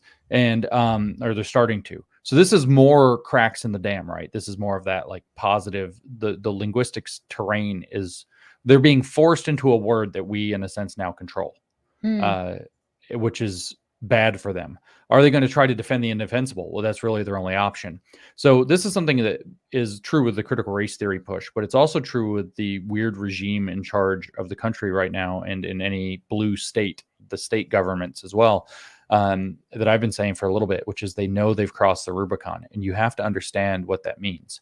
So hopefully we all are well-versed enough to understand what that the metaphor is. But once you've crossed the Rubicon, that's the point of no return. That's the idea. You can't go back. It's a river that, when they crossed it, they knew that was it. They had to fight, and there's no going back. So if you've crossed the Rubicon and you don't know it, then you're in trouble. But if you cross the Rubicon and you know it, you only have one logic, which is to forever double down. As far as like the metaphor goes, they have no option but to double down, double down, double down, double down, double down. So the next phase of the CRT fight probably ends up having to be, of course, we're teaching it because it's absolutely necessary. It's one of the most important and beneficial things. And then they're going to try to frame out that they are not going to do a very good job of defending, because it's not what they do. What they do is they distort their opposition. And so rather than defending the indefensible, they're going to shift the distortion of the opposition, what would be us, to frame us out as though we're some other kind of either horrible, crazy, or stupid entity. Those are always the three things. Oh, it's a conspiracy theory. You're crazy. Oh, only a racist would believe that. You're horrible. You don't even understand what the systemic racism really is. You're stupid. It's always one of those three pits that they try to push their opposition. And so rather than to say, are they going to try to defend the indefensible? I'm going to say that they are not going to abandon the defense of critical race theory, but they're not necessarily going to defend critical race theory itself so much as they're going to denigrate everybody else for one of those three reasons for not being on the program.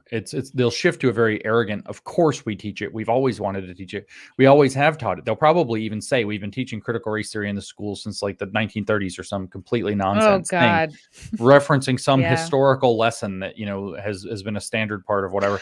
And of course we've always been doing it. It's exactly what they did with the jabs. Like, they compare the new one to the old ones. It's like, we've been getting vaccines forever. It's normal. It's normal to take, that you've had them to fly to certain countries. It's like, oh, we are not talking about the same thing here. It's totally normal that you have to have like a dengue fever vaccine to fly to a country where dengue fever, which is really bad, or yellow fever or malaria or whatever. It's like, come on. Did you know that George Washington forced the Continental Army to get the smallpox vaccine? Did you know that smallpox has a 66% fatality rate? Like, come on. Yeah.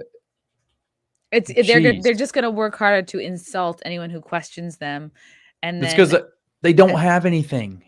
They literally, it's funny. It's always iron law of woke projection. Jon Stewart referred to Fox News as Bullshit Mountain.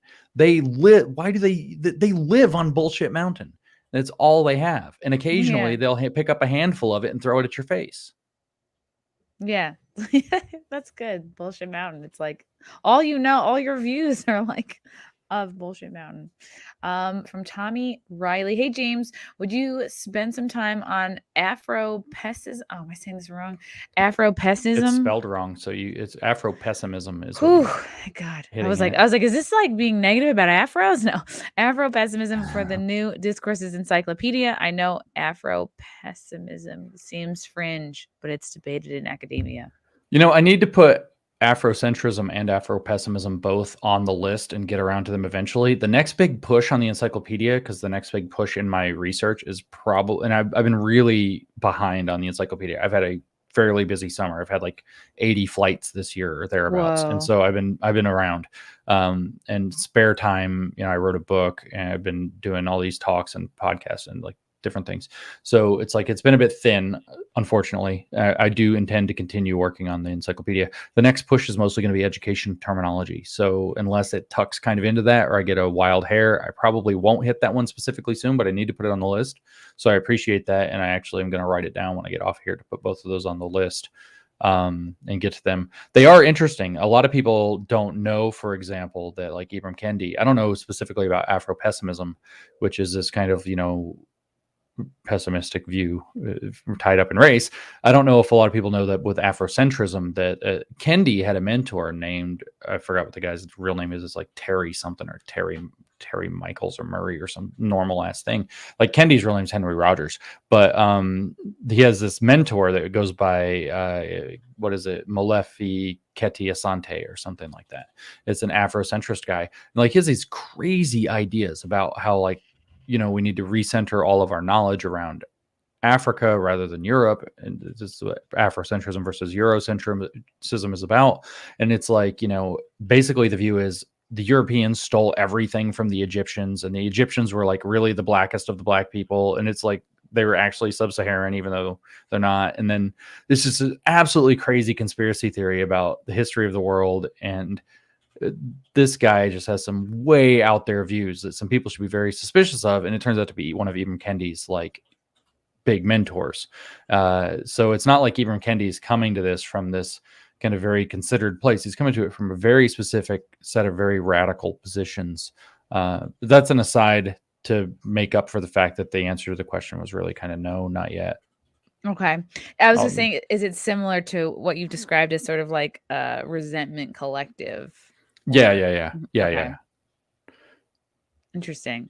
That's so fascinating. And it's cool to know that this, maybe not cool, but like this has been going. This is not a new thing. This is not something that's just been happening in the 2000s. Like, oh, holy crap! I just found this out. Sown. I found this out just recently when I was preparing for a set of lectures on diversity, equity, and inclusion. So early on in my research with all of this stuff, I discovered this writer named Judith Katz, and it didn't really register with me until I found out later that she was the one that cited on that crazy white supremacy culture thing from the Smithsonian that they put out last summer, where it's like, showing up to work on time. That's white supremacy culture. Oh, like, yeah.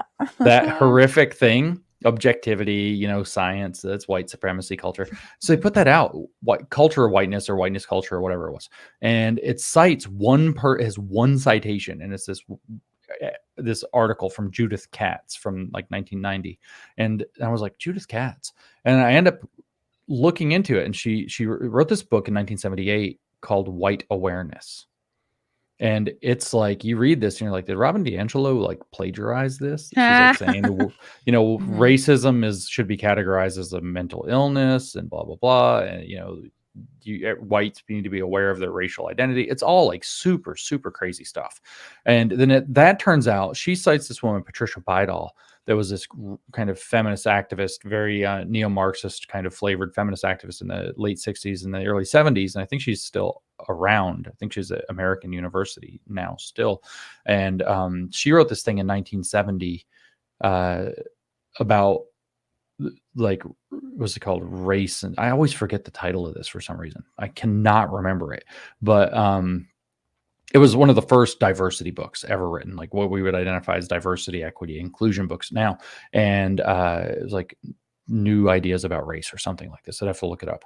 And I can spell her last name though, Bidol, D-O-L, if anybody wants to look her up, Bidol. And so the whole thing, anti-racist or racist, there is no neutral. You're either part of the problem or you're part of the solution. This is all this stuff that we think is Robin DiAngelo 2015 forward or 2019 forward, all 1970. And then she got commissioned by the NEA, the second largest teachers union, National Education Association, to write a guidebook for educators in 1971 and 2 that she published in 1973. That's a distillation of that book that is exactly all of this crazy anti-racist stuff. A lot of this stuff was going on in the 70s, early 70s already in the same form. A lot of people don't know that the term microaggression, they probably heard that for the first time in like 2015. They're like, what is this? Now it's in every corporate training. The word was actually coined way back in 1970 by a guy named something like Chester Pierce. Chester M. Pierce is a psychologist. I think he was Harvard, but I might have that mixed up. A psychologist, and he came up with this idea of this new racism called microaggressions and a psychological theory about how microaggressions work in 1970. That's a long time ago. Turns out he also allegedly, from what I understand, worked on the MK Ultra project for the CIA, where they screwed with people's heads and fed them a bunch of LSD. And then he's the guy who invented microaggressions 51 years ago. It's Wow. like there's some weird like connections going on, but more to the point, we think this stuff is new. Those were both things that were written in 1970, 51 years ago.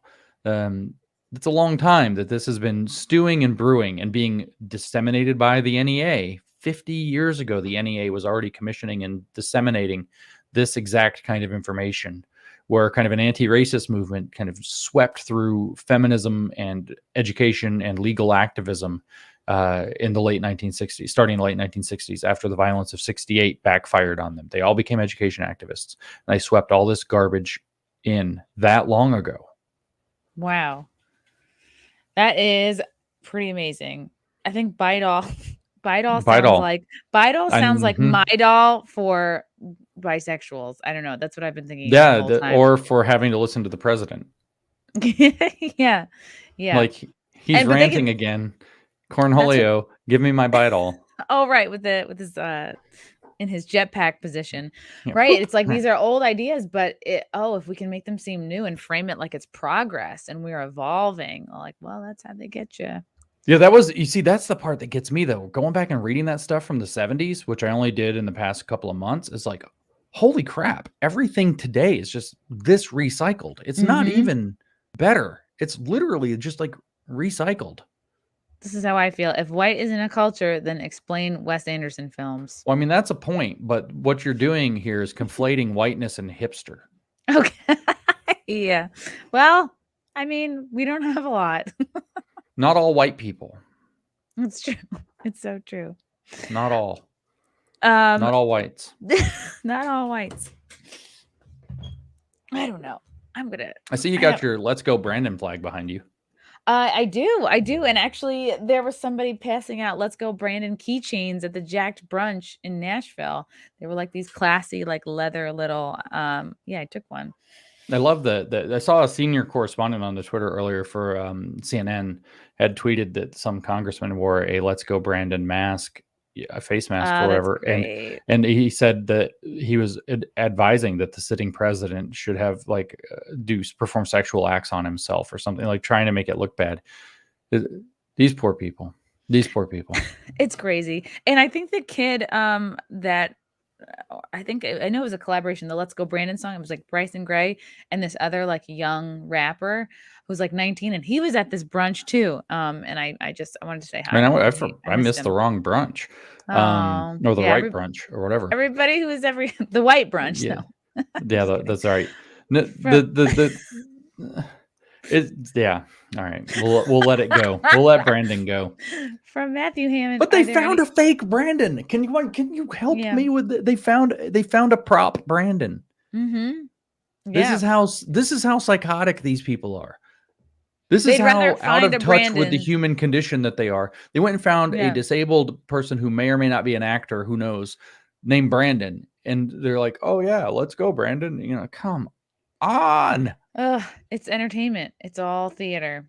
Yeah, it's easier to do that than consult your actual reality. From Matthew Hammond, are there any people creating HR training and materials for non-woke companies to use? Maddie, this is actually a really great point. My friend just showed me something that her company had put out.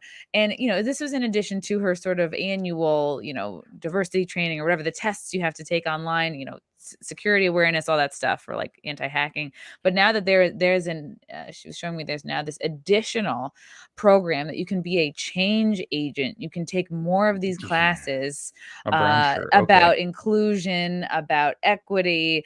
And this is like voluntary, but I feel like it sounds like there's pressure there. Like if you become a change agent, that puts you more in the favor of the higher ups, I imagine. So it feels like there's a little bit of this pressure to like go the extra mile to be in this group. And I just was like, it was kind of blowing my mind. How what she was do showing me. people hear the phrase change agent and not realize that something seriously nefarious is afoot? Like you can Yeah. become a change agent. Like that's actually that's the kind of term that in 50 years, if everything doesn't break, we're all going to look back at like what, and like the brown shirts that we use now. It's like that's what that means is brown shirt. It's literally what it is. Does that corporation, do they get kickbacks or like Now some we kind get of to funding for pushing? Now we get to it. Yeah. Yes, they do. Because why go to all that trouble As to a have matter new of fact, they stationery do. and No, yeah. they do. So let me just answer the question quickly that's there first, and then make a point, and then we'll go into this. The answer is yes. People are trying to make HR training materials outside of the woke orbit, and some of that has some success. Vivek has a program that he wants to see come in that pushes different values, excellence being the key one, to drown DEI or anti-racism or whatever out, make it irrelevant, to basically dilute the poison to the point where everybody's going to pick something better. And so I am a little bit like, my attitude is pretty hard ass on this, because I understand the impulse, but I also understand that the whole industry that's selling this crap is selling snake oil. There was no disease in the first place, and then they're selling you poison, and it's making things worse, and then they sell you more of the so-called medicine. And so there shouldn't be a replacement for this. And as a matter of fact, a replacement diversity training justifies the logic behind having fucking diversity training in the first place, when the correct answer should be there is none of this happening at all. Like, this was all artificial. We don't replace this with some softer version. You don't get a fake COVID pass and then justify the vaccine passport. It's the same mentality. You don't justify the logic of the tyranny by participating in a soft way. And this is one part. Now, do they get paid? Yes. What do you think this ESG we hit on? What do you think? This ESG is, I've phrased it this way. That you have this cart and a horse, right? And you have this cart, and the cart is full of communism and fascism and all these terrible like digital IDs and whatever else they want to do. And the horse is whoever's pulling all of this and whatever agenda that they have. And then if you have a cart and a horse, I know that not everybody has been to the border and seen the whips, but if you have a cart and a horse, that you have to hook the cart to the horse. There is actually like a pin that you would put in, you might call like a lynch pin or something like that. Or the thing that the Teenage Mutant Ninja Turtle, Raphael, the size, so you stick the cart pin in to hold the Okinawan weapons lore that's probably bogus. Aside, you have this pin, and ESG is the pin that holds the cart to the horse. So you have the muscle pulling us, and then you have the cart full of garbage we don't want, and the pin holding it together is ESG. And the way that this ESG works is that it's a set of metrics, environmental, social, and governance metrics. How well is your company performing? Do you have environmental controls in place? Do you take proactive recycling? Whatever, your E-score goes up. Do you have a woke culture? Are you doing diversity training? How many diversity officers do you have? Do you have a full office of diversity? Your S-score goes up. How are you governing your company? Are you governing it according to these best practices, which will also include having diversity officers, et cetera? Then do you have ESG officers coming in to oversee the whole thing? You know, even more commissars, even more bureaucracy. Then your G score goes up. And are you playing along by all of the rules that we've set arbitrarily at Davos or whatever else? And you say, well, how the hell do they get anybody to go along with this? Well, A, they offer them financial incentives like, you know, well, if you lose some money, we'll make sure that comes back to you, you know, by implementing this. Or B, your BlackRock or Vanguard or Goldman Sachs, those being the three biggest asset management firms. And they say, oh, you wanted to have your company be publicly traded, your ESG score has to be above X. Oh, you wanted to have this kind of a capital infusion. Oh, you wanted us to handle your assets for you and make this kind of a return. Oh, you want to be put in the higher return category. Your ESG score has to be so high. Basically, ESG has become the big fear. They win if we get a full-blown social credit system over the average individual. They created a social credit system for corporations already that's called ESG. And ESG is that is the social credit system in corporate America. And if that falls apart, then it all falls apart. But right now, the logic is, oh, well, you need a replacement HR training for diversity so that you can get your S score up so that you can participate, but you don't want to give people woke stuff, so you give them a fake one. As if the diversity and ESG commissar that you're eventually going to have to hire isn't going to be able to root that right out on you sooner or later. So this is why it's like creating a fake training, a fake alternative diversity training when you didn't need a diversity training in the first place, actually reifies the logic of your destruction anyway. It is a short-term solution that's no solution. And so, but why is it all happening? Well, I actually just painted for you the big picture of how all of the world is being destroyed right now. That all the corporations then collude with the governments to make all of this kind of stuff go, and so that each can apply their strengths where they're allowed to. The government can make mandates, they can make laws, they can make executive orders. They can't say censor people, but Facebook and Twitter can. So they have a back and forth deal there. We won't bust up your big crooked business if you do our stuff for us. That aspect of how it works is also there. But the big thing that makes it all go, and all the corporate participation comes down to the fact that asset management firms can jerk them around by a social credit score with the letters ESG. Wow. Damn. It's like the It'd be like, it's like the principal of the high ESG's school number is 666. It's like that. Yeah. And I'm thinking like the principal of the school doesn't have to get up off their ass and yell at kids if they have more and more hall monitors. And that's exactly like right. what's going on with our celebrities, our corporations, one another, right?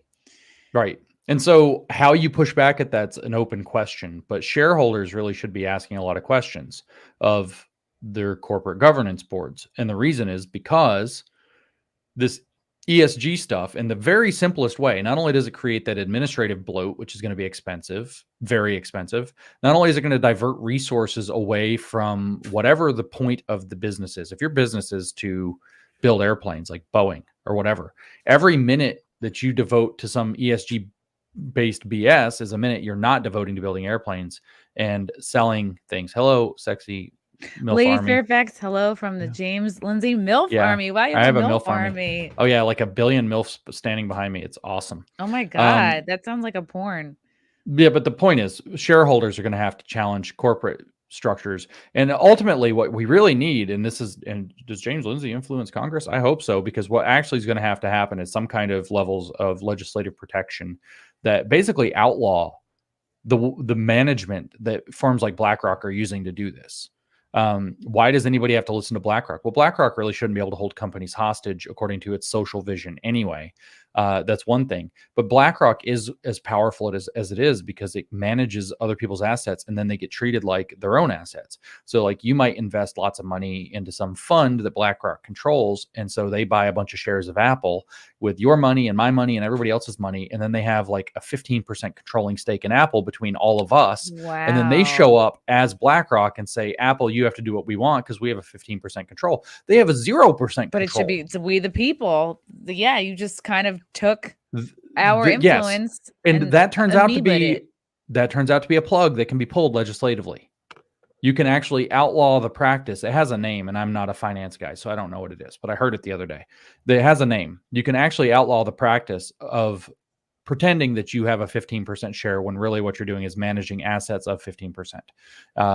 That can actually be done, and that pulls a massive plug on them.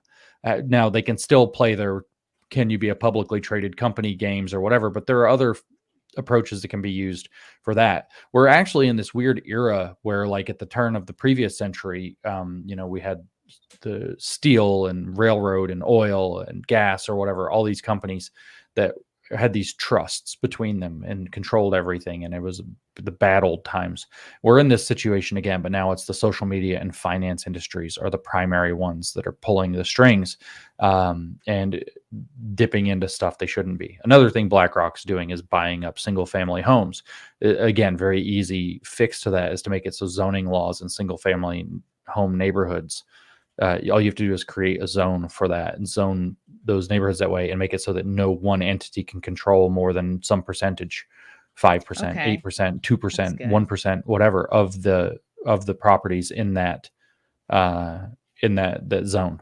And there are fixes for these things, but that requires people to realize what the problem is, to be willing to take the steps to fix those problems and have the political will behind them to have the courage to do it, because these people also control obscene amounts of money, and money influencing politics, et cetera, is such a big thing. Of course, we also have seen in the last couple of elections that it's not necessarily the case.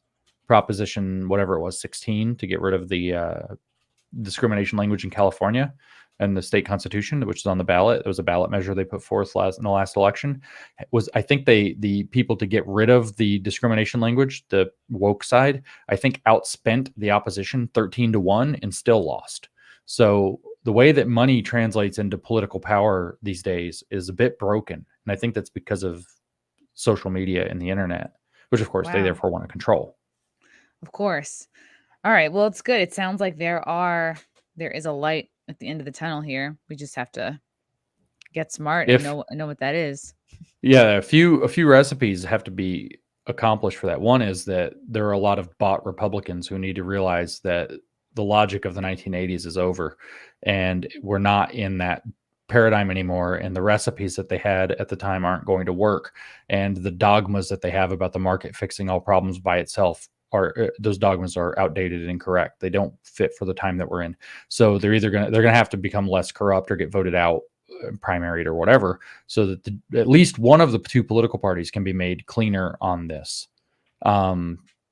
Because if we don't have some people, then we're in big trouble. And right now, half the Republicans are crap. The other thing, though, is actually that that people are going to have to, become informed on their own and get behind these issues and make these issues known and make it clear, even so that the craven politicians want to play along on the right side of this question.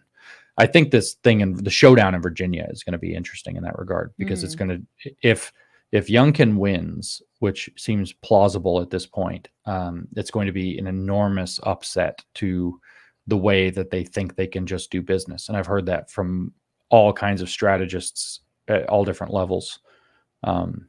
So, it's exciting. That translation there, though, between money and politics is on the rocks, and it's not the linear relationship or whatever that they would have expected. So that changes the dynamic a bit, but people have to show up. People have to get out there and do it. Like, maybe they're going to steal the Virginia election. Who knows? I doubt it, but maybe they were going to. And if they're intending to, well, you damn well need a lot of Republicans to show up. So when if they are fudging numbers, which I'm not accusing anybody of, I don't think they're likely to be doing that. But if they're fudging numbers, then it looks super, super fake. They have to fudge them way too hard, like getting 81 million votes or something like that. I think you mean fortify. I think that's the word you're... Fortified is the word. That's yes. Right. Fortifying the numbers. Borrowing. So people have to, borrowing. You borrow the one, carry the two. Millions. Yeah. Just carry the millions. Yeah. Just carry the millions. Interesting stuff. I saw in the chat, and I wanted to wrap up, but the time has flown with you, James.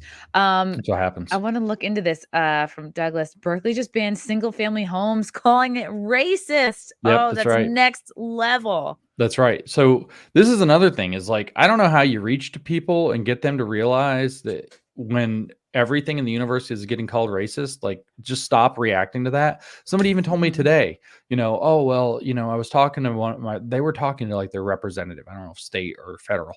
They were talking to the representative, and they're like, oh, they just freak out the second they hear the racist word. Like, they just have to stay as far away from the spot. It's like, no, that's like 2015 logic, and it's going to get you hammered in 2021. That logic. And I know that's like a really not that long time to have to update all of your playbook. But the fact of the matter is that the left's playbook has evolved very, very quickly. And they have they've put into implementation changes very, very quickly that are not being reacted to well. And so you have to play on the 2021 playbook. Oh, family homes are racist. Well, that probably means we need them. Okay. You literally have to ignore the R word unless there's overwhelming evidence for some older meaning of the word that people still understand. And I don't think any of us have actually lost it, except maybe the doctor that we listened to earlier on the video. You have to basically be a PhD to be this stupid about simple things. Except for you. Well, I mean, you're one of the good ones. Oh, yeah. Interesting stuff. No, we had a guy in our department who just talked like in the faculty room. You'd think he'd be talking about high level mathematical stuff.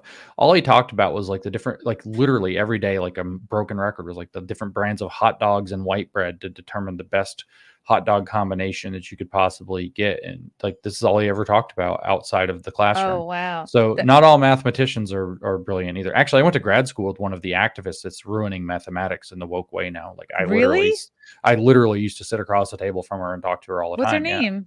Carrie Diaz Eaton. It has a hyphen. Good Lord. I almost forgot that she's Hispanic, and that's the end of me. That's so interesting. Wow. And look at you now. I thought she was nice enough. I could tell she was kind of leftist and a bit of an activist, but she seemed nice enough as a person. But yeah, she's totally just sandbagging the Mathematical Association of America right now and turning it totally woke. I can't believe. Yeah, I never thought I would see a day when like math became a thing you could say was racist. But yeah, I think we just need more people being like, all right, just be like, stop calling everything fucking racist. I mean, like, you just heard my heuristic. It's simple. Did a leftist call it racist? Then it's good. Yeah. It's that simple. We have to play a little standpoint. Who called it racist? Did a normal person call it racist? Well, maybe we should pay attention. Did a leftist call it racist? Well, that means it's something we want more of. Yeah. We definitely want more of what leftists call racist, whether that's objectivity, whether that's math, whether that's equality, whether that's fairness, whether that's having jobs, whether that's single family homes, whether that's a functioning economy, whether that's people being happy, whether it's being able to enjoy a movie, whatever it is, it's all racist. Yeah. Classical music, not classical music, other not classical music, more classical music, Beethoven in specific, all great things. The left called them racist. Did a leftist call it racist? We need more of that. Just like I don't think a thin person invented the word fat phobia. You know, it's like if you have I don't think so. That's just a chick who doesn't want to do more cardio. But I get it. It's like, I get it. No fat chicks. James, you're an absolute delight. Thank you so much for coming on and spreading Sorry, your I missed wisdom you around. When you were in my fine state. I'll have to come back. We'll have to do a Yeah. hang. Yeah, I don't really want to come to New York. No offense, but no, that's okay. I don't either. Yeah. Other than checking out new discourses, where else can people check out your work and stay in touch with you? I'm on the social medias at Conceptual James, and New Discourses, the company's at New Discourses virtually everywhere that social media exists. Lots of things are going on, so people are going to want to check it out. I got another, like I mentioned, we've got this book we're publishing out of New Discourses by somebody else soon, Counter Woke Craft, that's coming. Ooh. It's exciting. It's short, it's easy, it's a field manual, very insightful. Then I've got a book on critical race theory I'm wrapping up right now that hopefully we'll have out before the end of next month, sooner than that, ideally. So that's not straight up. I'm going to call it race Marxism. So get ready. You cannot pre-order those because we're not big enough of a publisher to have that power with the people yet. But you will be able to get them and we will push for them. So you want to come to Conceptual James and to New Discourses and follow us. And when we promote those things, you want to get those things because they're going to be great. Sounds good. And just in time for the holidays. Yeah. Yeah. The most expensive and least Christmassy Christmas in all of history because of Brandon. James, you're the best. Chat, thank you so much for your very good questions and insightful comments. And we'll see you next time.